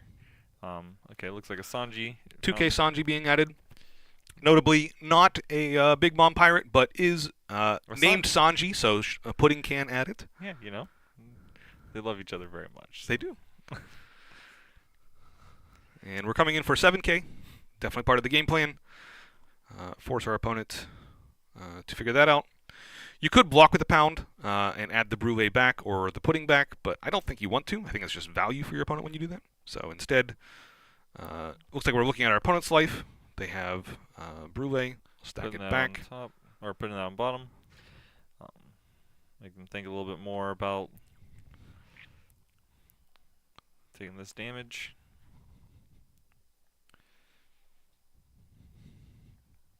Yeah, I think just taking it is fine. It's a large enough attack that you don't want to counter out at this point, or you don't have it in hand to counter out. And triggers are strong. 3,000 Worlds can tuck something away. Probably putting this brulee back to the bottom of the deck. That's a good way to get that out of the way, so we just don't have to, you know. Yep. Like sometimes those small blockers can, you know, just be that little bit more annoying, and just getting them out of the way for free is great. Yeah, we've already established that our opponent has taken 2 life as Katakuri. So from Queen, having an answer to essentially what it would be another life, quote unquote, answers that so that we have a better attack here. Now we're on 7. Maybe we'll see a Soga King or something like that come down. I think we could also see something like Boa Hancock come down, plus an attack for 7K, stuff like that. But Soja King is the answer. But the Sanji back in the hand. And we'll probably filter through some life here. Sanji going back, and picking up 2 and discarding 2. This is the point where you need to think not quite about blockers as much, not quite about counters, but more towards top end. You want to make sure you have good plays going forward in turns 9 and 10 here. Yeah, it's probably, at this point, you're looking for something like a Mihawk to play next turn. That's I think that's the main thing you're looking for here is what is my next couple turns going to be in this top end to kind of fully establish this board. And I think that's great identification from the player playing Queen there, discarding 8-drop Katakuri, discarding Sanji, saying those aren't the plays that are going to be important to these next couple turns, and will instead force you to find other ways. Yep. Attack for 5K was gotten out of by a discard of Randolph, 1K more, and passing back to Katakuri. One of the things that's interesting about this game as opposed to the last Queen Katakuri game we watched is the players both have very large hands. Yes. At this point in the game, where I think in our last game they had kind of already whittled down to having like 2 to 3 cards in hand. Yep. So this is a very different way that this matchup is playing out this time, where both players have been a little bit more generous with taking those damages early, to kind of build up these big hands of, you know, haymakers that are going to start hitting the table here in the next turn or two. I think one of the best plays from the side of Katakuri here is having something like 8-drop Katakuri come down, tuck the Soja King away, buy back the tempo on the board, and say, no, I'm in control of what's going on with the board, would be one of the best plays. That would be very interesting. But, like, that just plays into the haymaker strategy of the Queen player also, because if they go... is Miyako 7 or less, or is it 8 or less? It's a 7 or less. Okay. So yeah, that would be great. You play around that effect, which is very important. And you saw your opponent discard Katakuri last turn, so you know... they're not going to Katakuri you back. Likely, unless they had multiples, which is an option. But I think Queen at this point can play in a way that they don't want to Katakuri. That they can... Your opponent doesn't have a board, so we'll say we're just attacking your life and using our characters in that way to go towards that.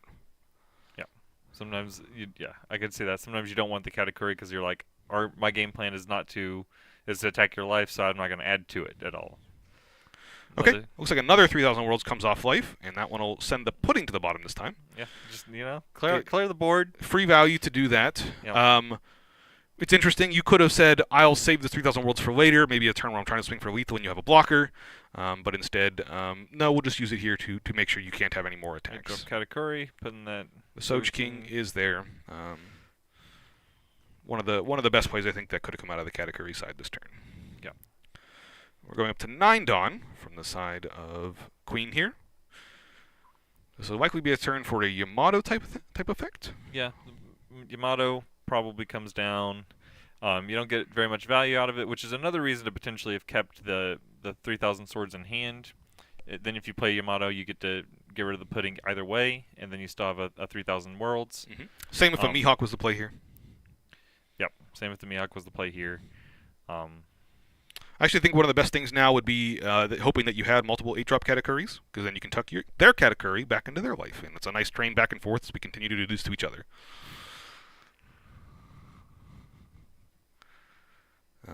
Looks like that's probably an option here as we equip 1 Dawn to the lead, or we take it back and we say, no, I gotta think about my plays. Maybe 2 Dawn? Okay. Maybe another Soj King is the option here. Not bouncing anything, but instead just saying I'll get some value from looting.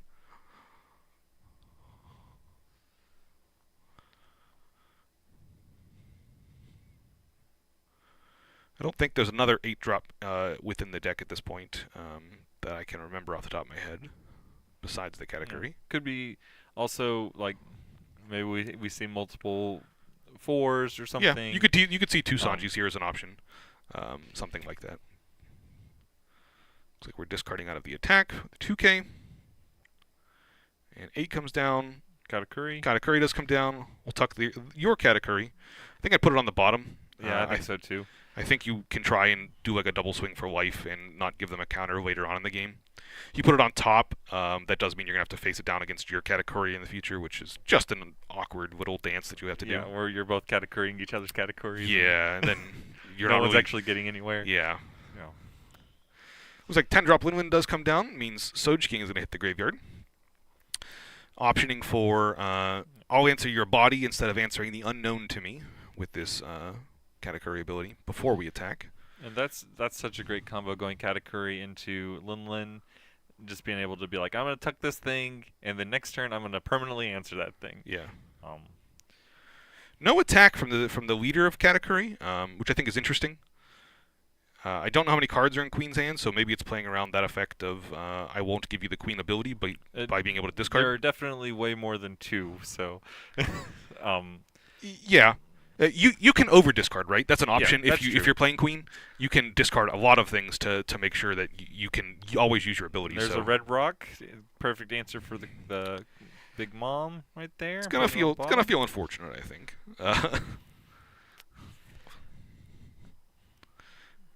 And now we've got kind of open season going on. Like to see two attacks here, one with lead, one with Katakuri. Probably like a 6 and an 8, I would assume. We'll attack with the 8 first. Getting with the 8 for sure.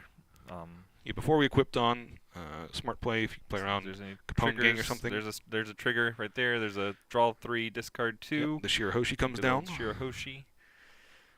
Love that card. It's a pretty great card. Now you're really looking for more Katakuri effects. Not that you already weren't, but you want those. Discarding double Thunderbolt feels quite good. Those are clogging up the hand for sure. Not cards you want to see at this point in the game. Yeah. Replacing those with potentially 3 cards that you actually did want to see, that would be more impactful at this point, is great. There's the attack for 6, and then we'll likely see something like a Pound or a Brule hit the table as well. Boa Hancock be the blue option for that. Yep. Just get another blocker on the table, kind of help protect the board that we've got established, and protect our small amount of life. And also, notably, get a card out of our hand. So yeah, always important. Yeah. Or Dofi. Yeah, we can look at the top of our deck. That's pretty good too. Notably, Dofi is a better attacker than all the ones we named. So if Dofi survives, then we get some even more value from it. Yeah, we're definitely not feeling under pressure from our opponent at this point. So establishing another attacker is probably better than a blocker at this point. We can use the Pound to block one of those, like a leader attack that's coming at us. And then we just kind of keep applying the pressure. Stacked back on top for their 5 cards. Figured out the best order for those. And passing back to the opponent. Our opponent has seen a lot of cards since their last turn. Hand is dramatically changed, so we can assume that their play this turn will be quite good. And most likely a 10 drop. Likely. We have one life left, so 10 drops pretty good here. Whenever you draw 3 cards and you have 10 Dawn, I'm hoping to draw a 10 drop. Yep. And we should see an attack with the lead now at this point. We don't care the Queen ability triggers, I don't think. Just make sure that we can crack in through enough life. And discarding Boa Hancock gets out of the attack.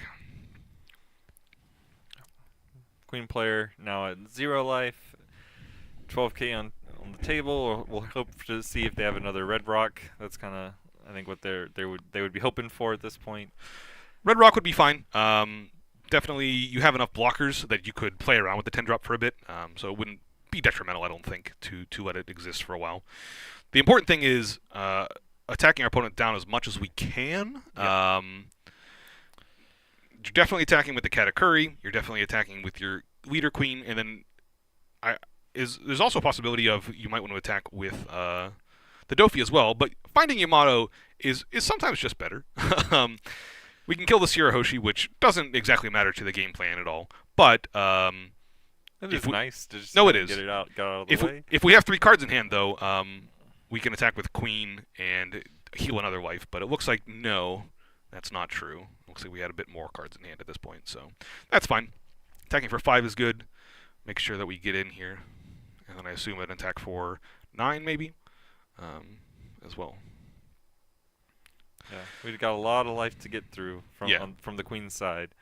I'm kind of surprised that the 5 attack did get through in the first place. It feels like our opponent likely yeah, they've got a large hand. There's something to be said about making sure that, like, making the Yamatos worse and like future Yamatos. Yeah. Like if that's the best thing that your Queen opponent is doing, making that card worse, because you don't necessarily care about your life total that much. Yeah. We did get a Sanji, so maybe that's what we're digging for, those type of effects. But okay, Perona being played to the table, interesting. So we looked at 5 with Dofi last turn. We've drawn a card and put a card in life since then. And it looks like this one will be used to filter away the 3 cards we didn't want out of those 5. What is great. Get those out of the way. Try to find the cards that are going to be more impactful on this board. Yeah. It's also getting another card out of our hand, so that on future turns we might be able to use our ability to better effect. Yep. We need to get the Queen player needs to get at least one more card out of the hand to activate that Queen ability. Yep. I think because your opponent found Sanji off their life, you also don't want to attack with the Doflamingo. But I think if they didn't find that, then that would have been an option. There goes our last life. Again. Third 10 drop again that this Queen has had to face against in these 2 matches we've seen. And now attacks will abound. I assume we're going to see attack 5 face. Make sure you discard a card. You should probably attack with the Sanji because I don't think you're afraid of dying this turn. No, definitely not.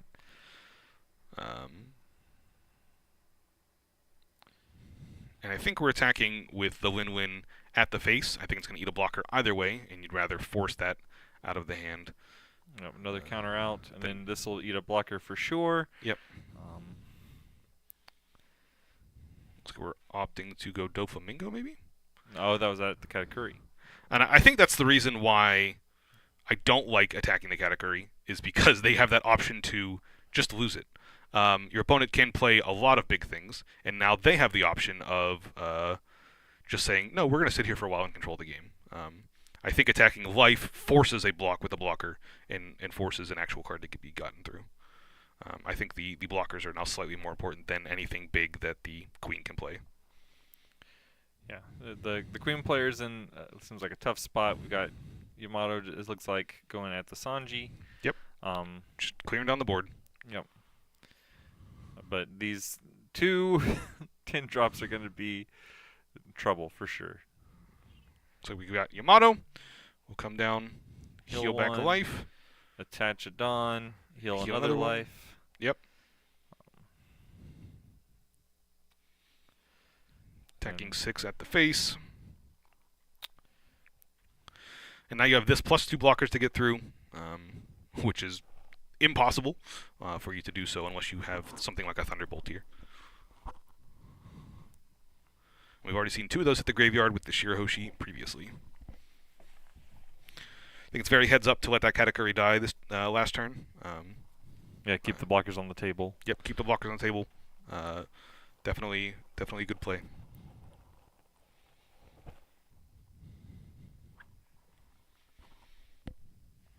Drawing a card into our massive stack of a hand here on the Katakuri side. We've got so many options, I assume. Something like 8-drop Katakuri would be nice. Something like 7-drop Lin would be okay. It's very answerable from your opponent, so don't love that one as much, but yep, if you have it, you're going to use it. So I would let my opponent heal here. As queen, you've already established we're playing the long game. We're going to let our things die on board. We're going to just play for control. It'll be no problem. So optioning here to let them heal, I think, is great.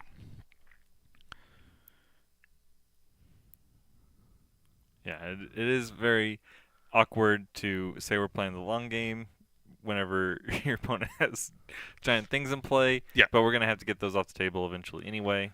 We can block for a while. We can find answers. Yeah. If they're going to spend time attacking our Yamatos, that's fine. Yep.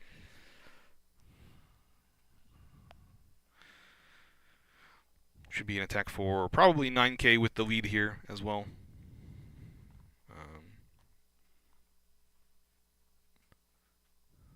Or we can play another pudding. Pudding is good. Yep. Can either search up a 2k or search up another big mom. Another big mom type effect here. Yep. Get one of those big bodies on the table. Yeah. Notably, it is also good to just be cycling through our deck at this point because we did tuck the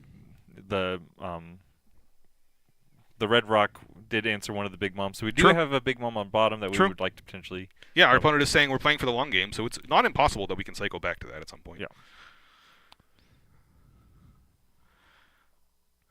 2k was added there this last turn, and then we're going to be attacking in for 8k. We get a nice Katakuri ability, get to look at somebody's life. Assume we'll choose our opponent here. Yeah. It's Capone Gang. Good to know. I think that'll probably go on bottom. Yeah, I think that'll go on bottom. And then you'll do another attack here with the 12k this turn. Looks like we thought we had a trigger maybe, and it wasn't, and it was just accidentally revealed, but that's alright. And then I would attack with the Lin, force our opponent to trigger the Capone Gang when they don't want to. Yep.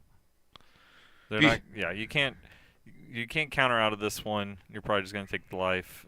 You can block. Blocking is an option. Yeah, you could block with the pound. Maybe if you think your opponent put a good trigger on bottom, you block with the pound this turn. Well, blocking with pound is a little awkward. I think you'd block with the Doflamingo. Since you have 3 cards in hand from the side of queen, you want to make sure you have like that 4 total number around. And blocking with pound means that you wouldn't be able to put the Perona back into your life, which is something you want to do at some point. So instead, yeah, I think blocking with the Dofi to allow that play for later so that you don't add that extra card to your life, which allows for the abilities, would be slightly better. And heads up play saying that, hey, you put this card on the bottom, you wanted this to be the last card, so we'll play around that effect.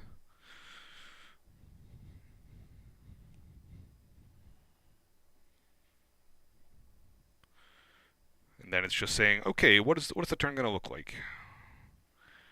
It looks like we're thinking about another Yamato, another 9-drop play here.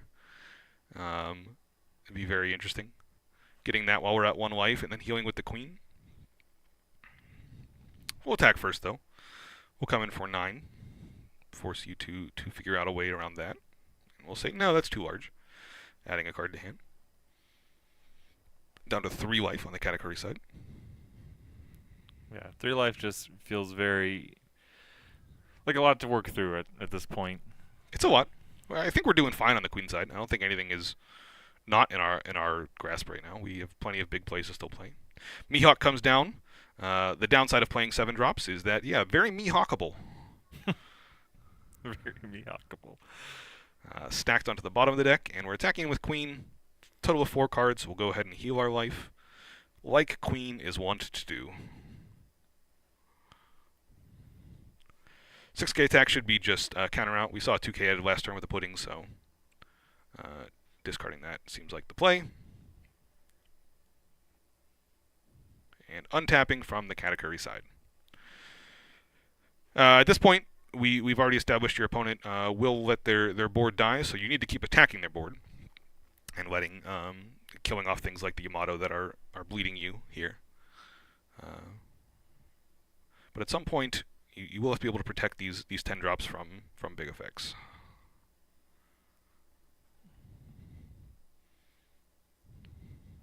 It's like we're pondering our options for a second.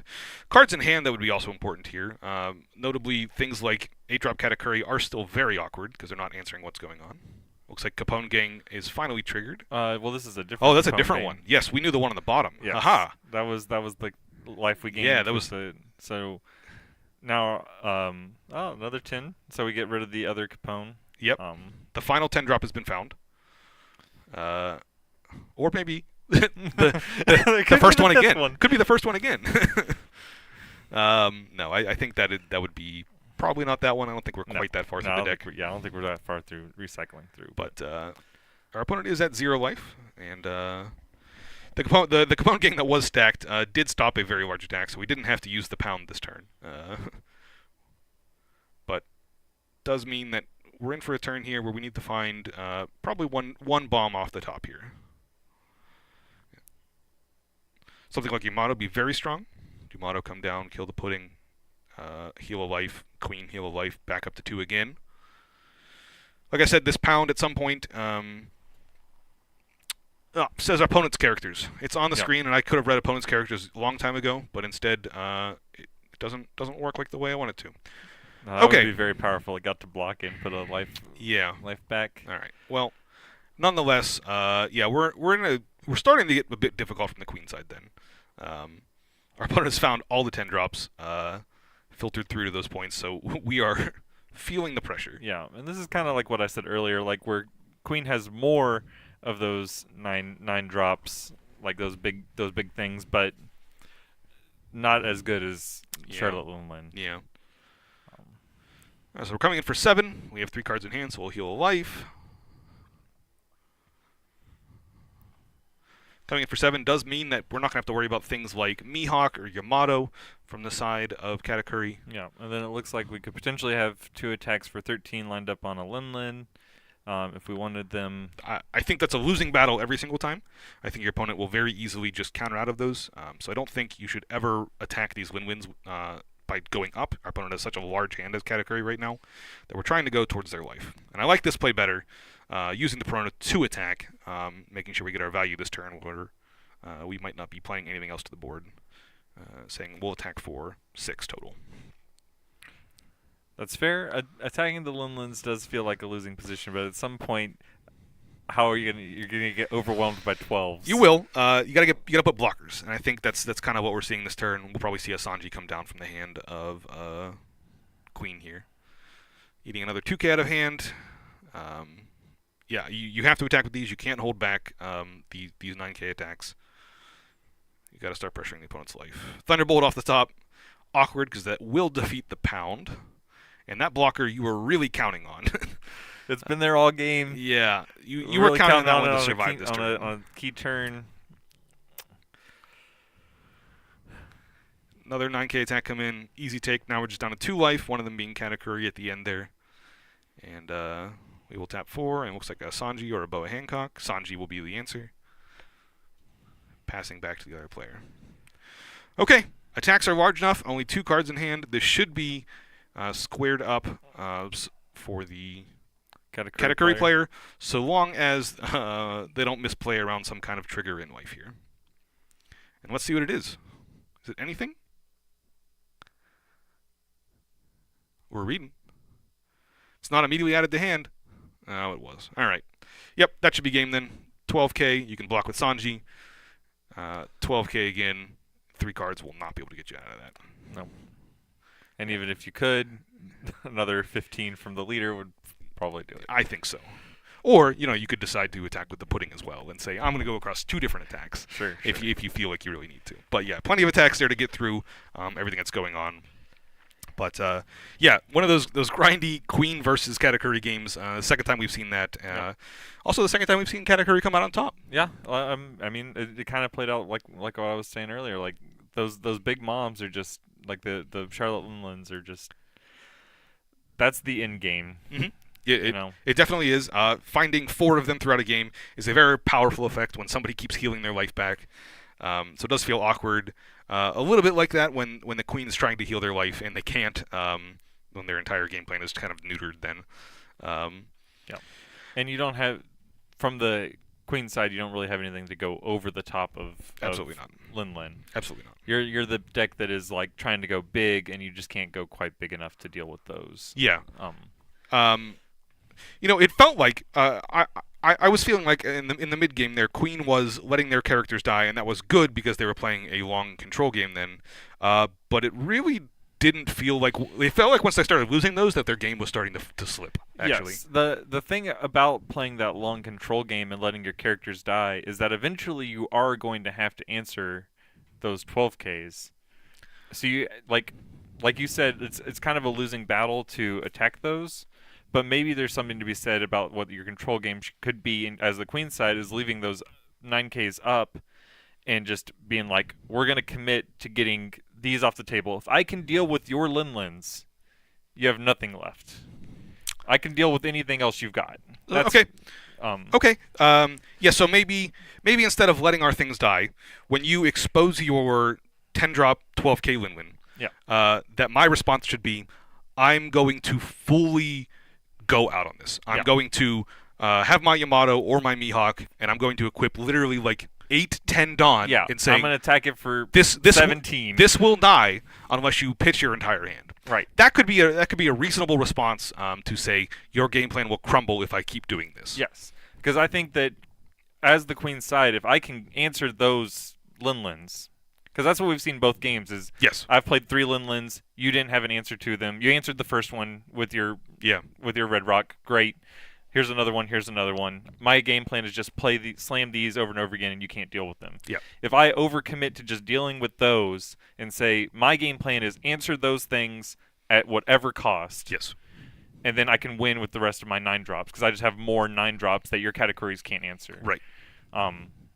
I think that seems like a reasonable plan. I think that's actually reasonable. I think I'd like to try and enact that. Maybe I'll get some testing in here and see if that plan actually works. But I think that's a better plan than what I've kind of seen so far here. Mm-hmm. And I like that. I think that's a good plan. Definitely an interesting matchup. Yes, not one that's on the forefront of everybody's mind. Queen's not topping most everything, but is around. But seeing it first category is interesting. Yeah, I think I've seen a couple like a Queen in a top 8 here or there. Yeah. But yeah, and I think that maybe one of the reasons why is that people are struggling with like those Katakuri matchups where Katakuri just feels like a more cohesive deck at this moment. Yeah, I think so. Yeah, that the power of 10-drop is really the over. Yes, 10-drop is a card unlike anything else within the game at this point. Yep. I agree. Like when I read Linlin 10-drop Linlin, I'm like, this is like what a 10-drop should do. Yes. It completely swings the game every single time. Yeah. Almost regardless of what the board state is, unless you're so far behind that it's the only thing you have. Right. But exactly. Yeah. It's pretty much that and like 10-drop Purple Kaido when we were in set 1 that just cleared a board. And those 2 cards are the 10-drops that like you look for and you're like, oh, okay, those are the answers. Makes sense. They're 2 of the big 4 emperors. They're 2 of the most powerful characters in all of One Piece. They should be the biggest, splashiest things you can do. Yeah, and I think that's fair. Yeah. If there was something more powerful than Big Mom or Kaido in the game, I'd be like, what is going on? Sure. That is completely fair. I need to get farther in to see all these cool, powerful effects, and instead I'm episode like 120-ish. I'm still in Alabasta.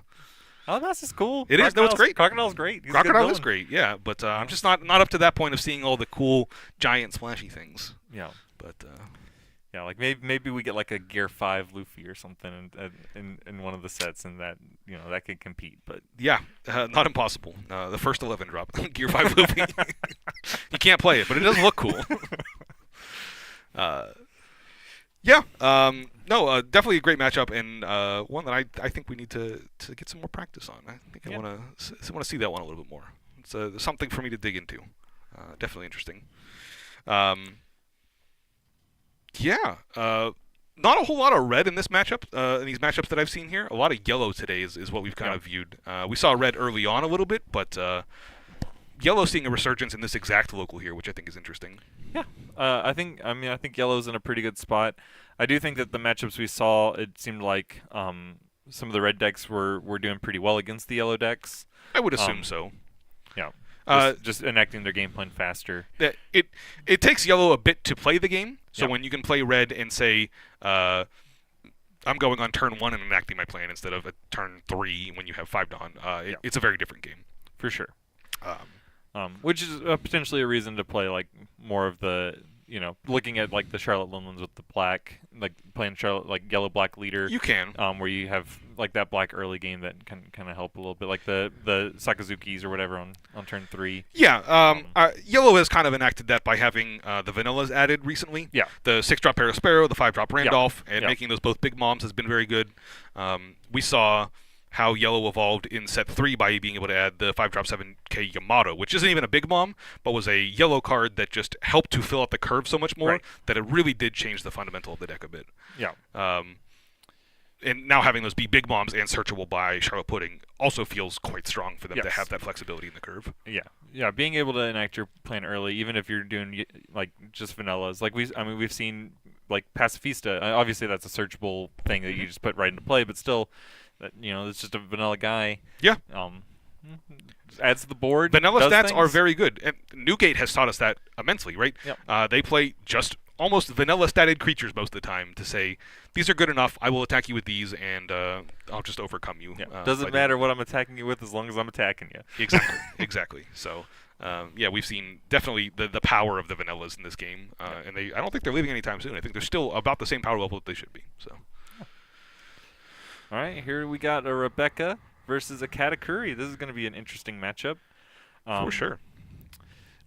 Like these matchups, the Katakuri deck, like we established before, is really kind of building towards those Katakuris on an 8 and those big moms on 10, and you just want to keep slamming those big moms, and the Rebecca player can potentially grind out those big mom attacks with the Luffy's and those big Gear 4 double attacks and stuff. Yeah. So they're both decks that are kind of trying to play to their one big payoff card. It's just a matter of, like the Kong gun helps a lot.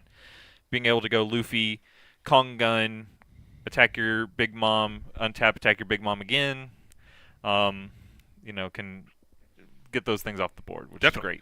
Definitely can. I've also noticed that this is the Rebecca player that we saw have 2 Luffys in life last game, so I'm sure they'll be learning from that in their last game against Katakuri and saying, all right, we're going to try this again, and try not to lose those to the Katakuri. They were effect. playing against Queen the last time. Oh, Queen, right. That was the Queen last time, I'm sorry.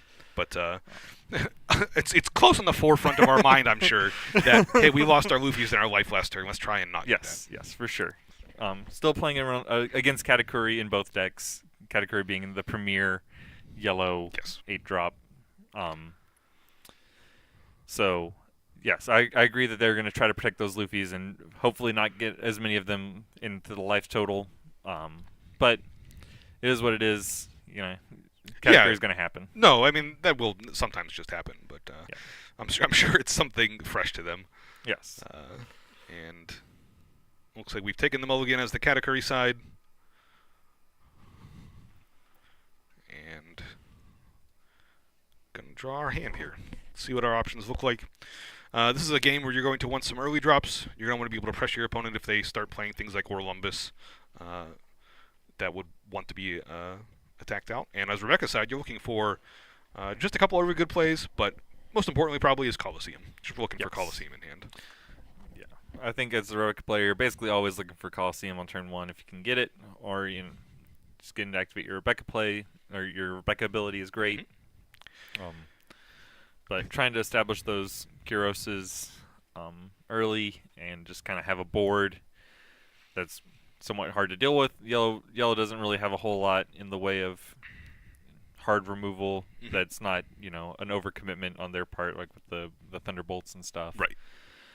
Um, We see from turn 1 Rebecca using their ability and optioning to not add King Kong Gun. That doesn't necessarily mean anything out of the hand of them, but it does mean that we'll be down 1 King Kong Gun later in the game. Both players should definitely note that as one less option. And another Sharp Pudding comes down again. We were added 6-drop Parasparrow.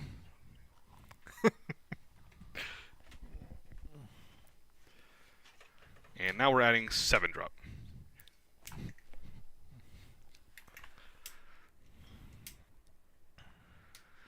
Yeah, putting into pudding, just kind of searching through the deck a little bit. Kyros on board, that's Kyros great. coming down. Nothing wrong with having a Kyros in play. No, not at all. No Colosseum yet still, but that's okay. Yeah. We'll find it eventually. That's the good thing about Rebecca. When Rebecca needs to find certain cards, you have the leader for it. she usually can. Attacking for 7k with lead. Yeah, we should look at our own life. Our opponent doesn't have many triggers in their deck, if at all. It's literally King Kong for draw 3, discard 2, I think.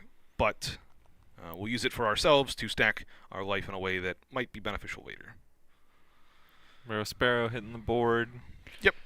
Great Dawn usage. Trying to attack with the lead every turn for 7 is great with Katakuri when possible. Some matchups is more important than others. This one is a fine matchup for it. Your opponent is always going to be discarding cards. So we're coming in for 5 with Kyros. Easy take from the Katakuri side. And Leo? Yep, I believe so. Oh, this is Rebecca, sorry. That's what it is. Yeah. Adding in, yep. Oh, there we go. And that is Orlumbus. Yep. Which will be good in a bit. But for now, just a nice body to the table. On the Katakuri side, we are untapping, going up to 6 Dawn. And both players should already know what is an option for 6 Dawn on the side of Katakuri, because we saw 6-drop Parasparrow get added previously.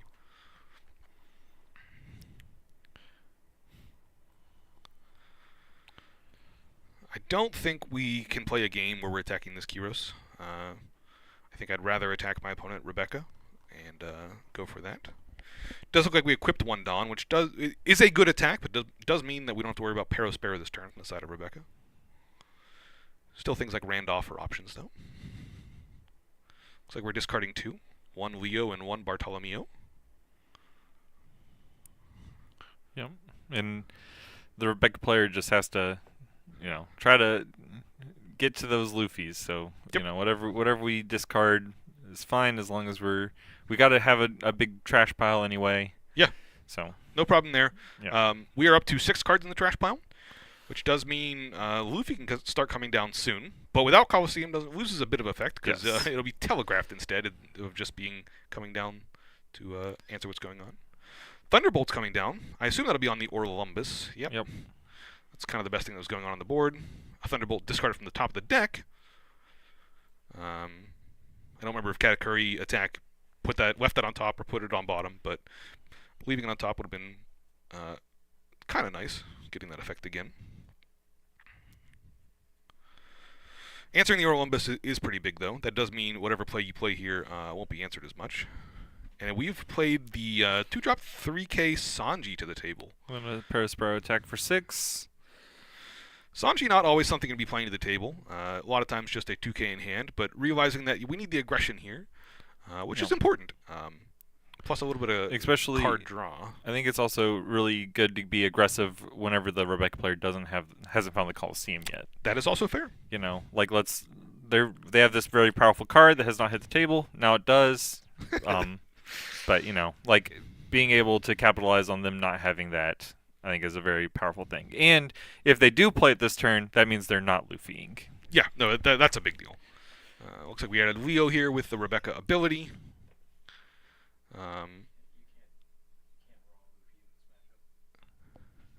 Yeah, that's and what I'm then saying. looks like we're discarding the Parasparrow that we know about. And another Orlumbus comes down. So you can use this Orlumbus, getting rid of the Rebecca, to -4 on something, milling out a couple, and then use the Leo we just picked up to answer it as well. I assume this will all answer the Parasparrow as the best attacker on the table. You do give a bit of searching value, but if your opponent's investing into attacking with Sanji, you'll be able to attack back on it, no problem.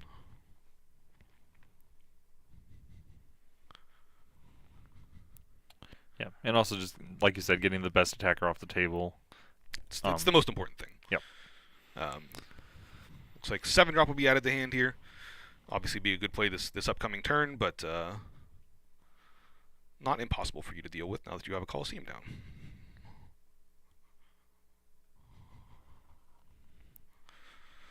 Going back to Katakuri, we are untapping. You have to assume 7-drop is somewhere in the plan here. You wouldn't want to 8-drop Katakuri. You'd rather save that for a possible turn where you can get a Luffy. And attacking for 7k is a great place to start, making sure we get that in. You're attacking Rebecca face still. Your opponent can tap the Colosseum to save the Kiro still. It's not, even though we tapped our leader for the Leo ability, it's not exposed here. Yeah, the deck just hums so much better when you have that Colosseum in play. It really does. It really does. We did opt to keep our life on top as well for Katakuri, so we have that there. It looks like we'll be healing one, so it'll be 2 down. Good to note for later. Rebecca untapping.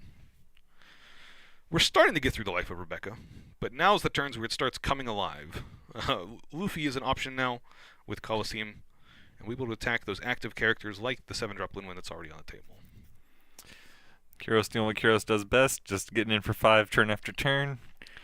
Just a value engine. You'll discard a card, please. You'll discard a card, please. Yeah. Regular Hypnotic Spectre. For all those old school Magic players, yes, a regular Hypnotic Spectre. With 9 Dawn, I'm sorry, 10 Dawn. 10 Dawn. No, 9 Dawn. The Dawn deck is below the actual deck.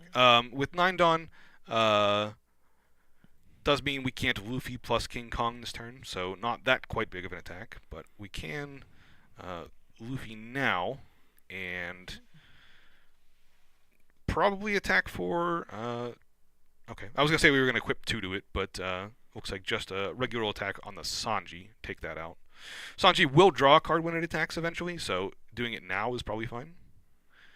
And opting to not use the ability of it to untap it, because we're realizing that Katakuri is definitely a play that can come out of our opponent here, I think. Yeah, it is interesting to have to play around both Katakuri and just the Linlin. I guess the Linlin can be blocked out, but like getting to attack 8 on, you have 2Ks also, but yeah, like it's a pretty free attack for the Linlin to attack at the Luffy.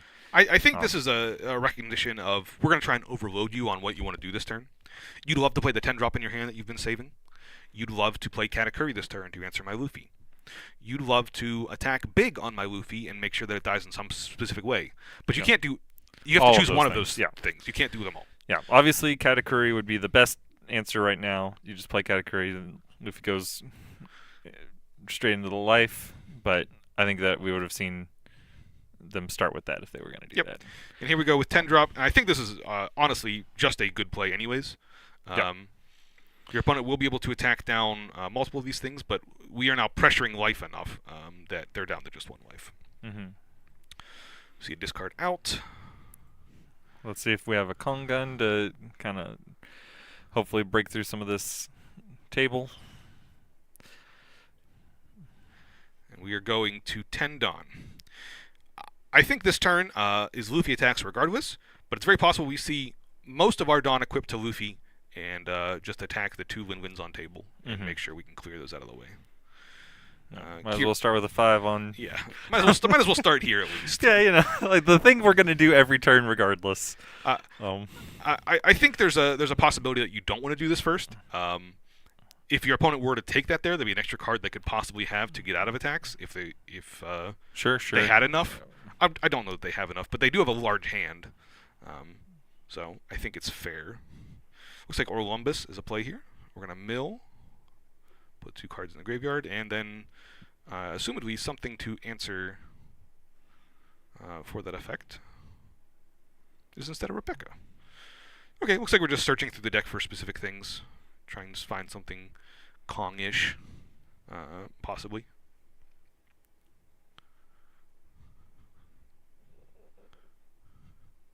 It's free to use the Olympus ability because that character would have died to our limit of 5 anyways. So, a fine use. Also, Mills too. Something we might want later on for more in our graveyard. Mm-hmm. And it looks like we're going for 3.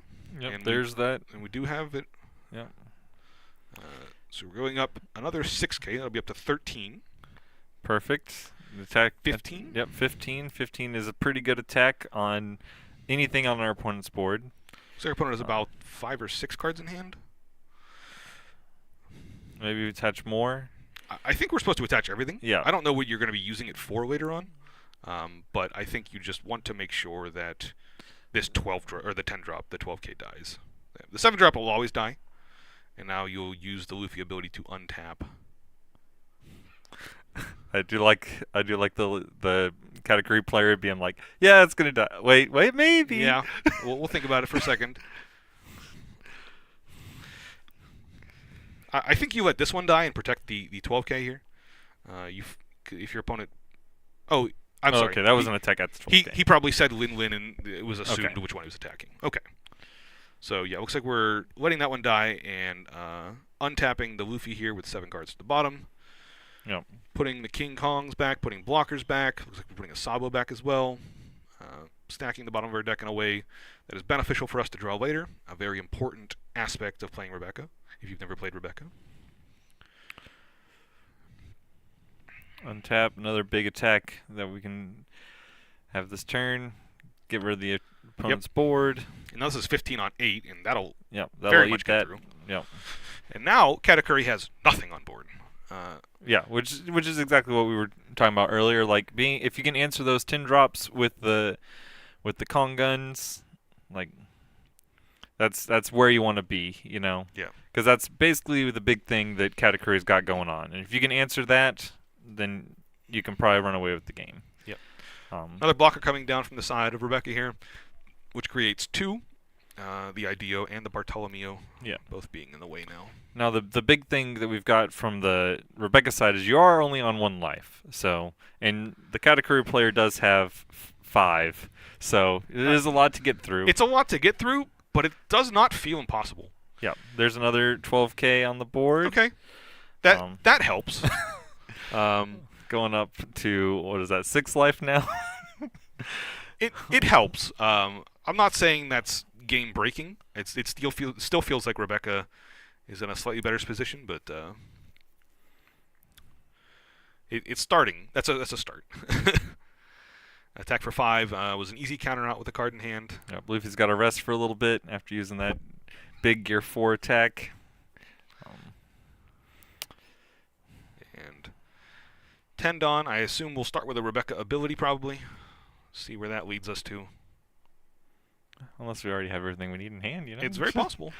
Or we can start with the 5k attack. That's classic. Always going to happen. 1 card added from the top of the life. Coming in for another 5k with the Orlumbus.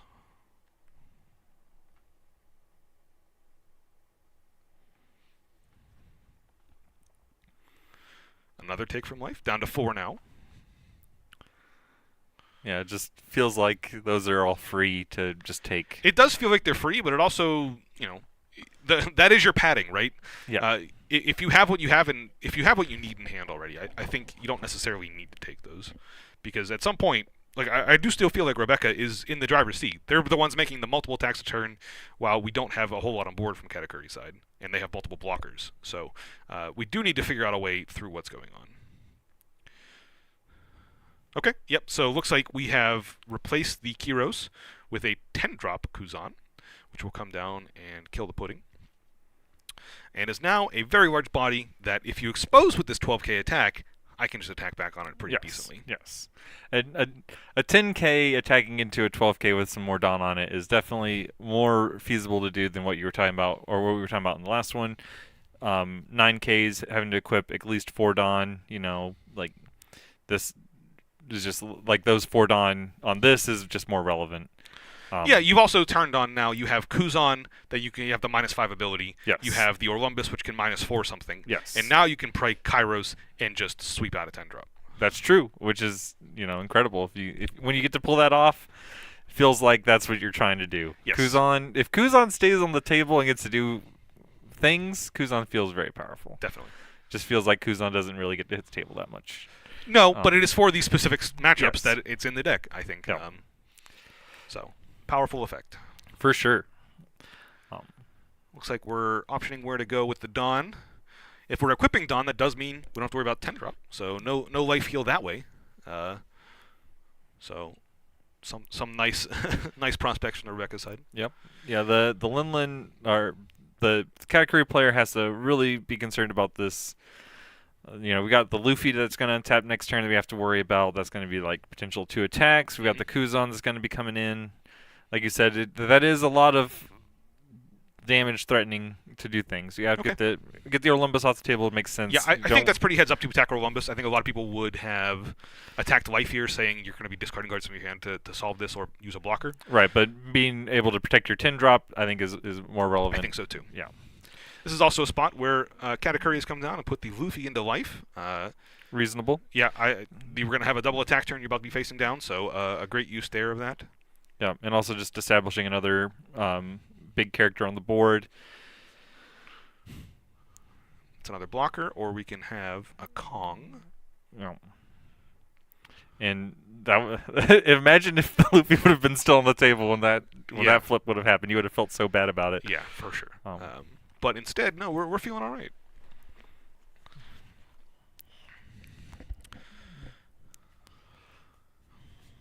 We don't have enough Dawn to be able to play another Luffy and Kong, so we know we're safe from that on the Katakuri side. Yep. Sabo is strong here. Yes. Turns in a nice effect for everyone here. Not that your opponent will be KOing things through effects generally, unless Thunderbolting, but feels nice to have another blocker while also filtering through the hand a bit. And 3,000 Worlds being played. -5 on Kuzan makes that 10-drop go to the bottom of the deck. Yeah, Powerful good old synergies. Kuzan being great. Hitting the board, getting to stay on the table for a turn. Yeah, we we played a specific way so that Orlumbus wasn't going to be able to allow something to answer our 10-drop, and instead, no, they had the answer anyways. You played around something I didn't have instead. Well, I mean, but that's okay. You play around what's on the table, what you know about. No, of course. I think that's a heads-up attack regardless. I agree. I think getting the it would feel a little silly if something like your opponent's Leo comes in and just gets rid of your Linlin. It's a bit of a flavor fail, I think, at that point. Yeah. But no, we see the 2-turn line of I'll put Luffy into your life, and now I will use 10-drop Linwin to put it into your graveyard. Yep, which is great. I think that's the 1-2 punch you want. Katakuri answers the thing, and then Linlin actually answers the thing. Yep. And then 2 attacks come in to force your opponent to discard some cards, use some blockers. The IDO hits the graveyard, so now we're just down to Sabo and Bartolomeo as blockers. Looks like we can add another Sabo here. Just really fortify ourselves with a wall of blockers. Looks like we're really looking for another Luffy. Looks like another Sabo could be an option, but can't play them both this turn, so losing a bit of effect. Instead, we'll add Kairos.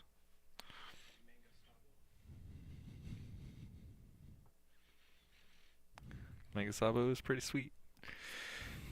Gyros will come down. We'll mill, answer the Brule. The Kuzan's still in effect here. 10-drop coming in. Your opponent has a lot of cards in hand. You could decide to swing on Katakuri and just say, I'll take a couple cards instead of a life here. I think that's probably a fine attack. Yep. That does look like what happened here. Just trying to force cards out of the hand of the opponent. And yeah, it feels like we got a lot to work through. We do have a lot of blockers. We are going to be able to cycle through those potentially again, but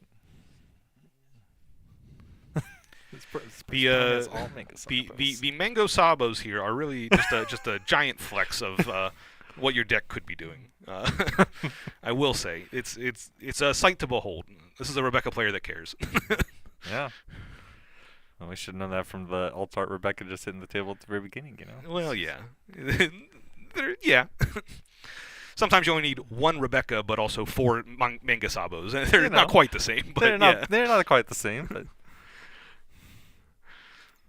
Nonetheless, passing back to Katakuri here, and it looks like we're going to opt for a 9k attack.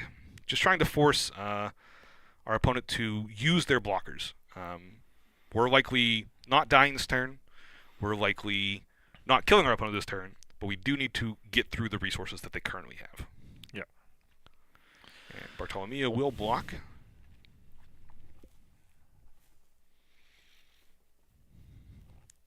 With 3 equipped does mean that you could play something like a 7k or the 7 drop here. It's not great, but it is another body on the table. Yep, we got blocker. Attacks are what they are. Play a vanilla or a big mom.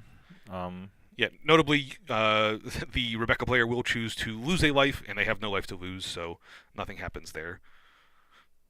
So it's just a body, but the body is strong. Yep. Another Sabo could be an option here.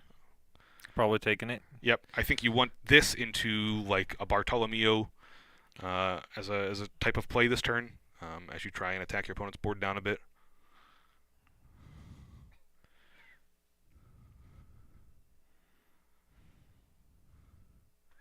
If you had a hand of like Kiros plus Orlumbus as well, this could be an option to kill the 10 drops or something like that. Kiros getting in.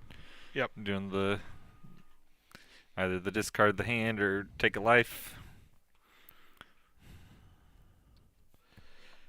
You know, being at 3 life, the Katakuri player probably feels pretty comfortable. They should feel comfortable at this point. Yeah. I assume we'll see Sabo probably at some point here. We can get our attack in first. That's fine. I think we should probably be attacking this Katakuri, so it's possible we do that before we attack with the Kiros and they take a life. Yeah. There's also a chance that, protect the Katakuri with 2 cards. Yep. Yep. And I think we're supposed to attack the Katakuri every time there. Looks like we saw Ideo and then Sabo come down. We'll filter out the hand to make sure we have more counterpower in hand.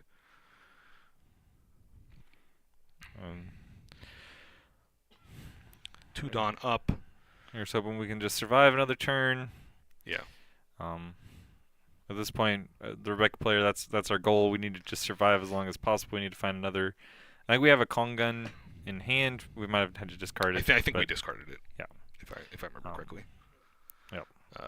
But this turn, it will be everything for the Rebecca player. If they can get out of this, which I'm not sure they can, it'll be the swing. But like I said, I don't think they can get out of these attacks is the problem. No, I think that there's probably just too many big attacks coming their way this turn. Yeah. This should be like 3 equal-sized attacks pretty much. Yeah, a 12, a 10. So that's 10 coming in. Yeah, you're likely going to have to block that. And then you can just attack. You could attack for 10. You can attack for whatever numbers you kind of feel like are important. But yeah. Yeah. And then put all the rest of the Dawn on the leader. Yep, and that is it. A nice play by Katakuri to really be able to answer through the board of what Rebecca was going on. Yep. Yeah, we saw that really powerful Rebecca turn. And I think that attack on Orlumbus was also a key part there. It was a nice heads-up play. Getting rid of the Luffy on the 2-turn line of putting it into your life with the Katakuri, then critting it away with the win-win. We saw the powerful Luffy turn with the Kongun. Getting rid of one of the 10 drops and the other Lin just being able to double answer. But unfortunately, we didn't get to the turn where we got to untap with the Luffy again. Yeah. Because of the Katakuri. Right. Yeah. But those happen, and I don't think it's necessarily a misplay from either side or anything like that. I agree, and I think that one of the big things is like the Rebecca player only found 1 Luffy, whereas the Katakuri player found multiple big moms. Yep. Rebecca also struggled to find Colosseum for a little bit there. Yep. Didn't have it immediately, turns. so we weren't able to really tack down their board in an especially strong way. So felt like just a little bit of tripping from the Rebecca side, which kind of catapulted them behind, and then Katakuri found more of the top end, which catapulted them ahead. Yeah. So. But it's still a good game. Definitely. I still like seeing this Rebecca deck being played. Still very cool to see the interactions that are going there. And, Yellow was also a lot of fun to watch today. All the Yellow decks that were being played. As for us here, that is the end of the tournament, end of the amount of games being played today. Yep. We enjoy that you guys were here and enjoying us. This was a lot of fun for us to be able to provide some coverage here on a nice online local. We're going to hope to be back a lot of Sundays doing this type of gameplay on these online locals. And if you like watching this type of content, you can consider subscribing to our channel here at Three Swords Productions. Yeah. Where we do this, or sometimes we live stream our own testing of gameplay, or anything we kind of feel like... Maybe we'll play some of that Queen Katakuri matchup or something. Maybe. That is very possible. But in the meantime, we appreciate you guys, and we thank you for watching this entire video, and we will catch you next time when we cover next Sunday some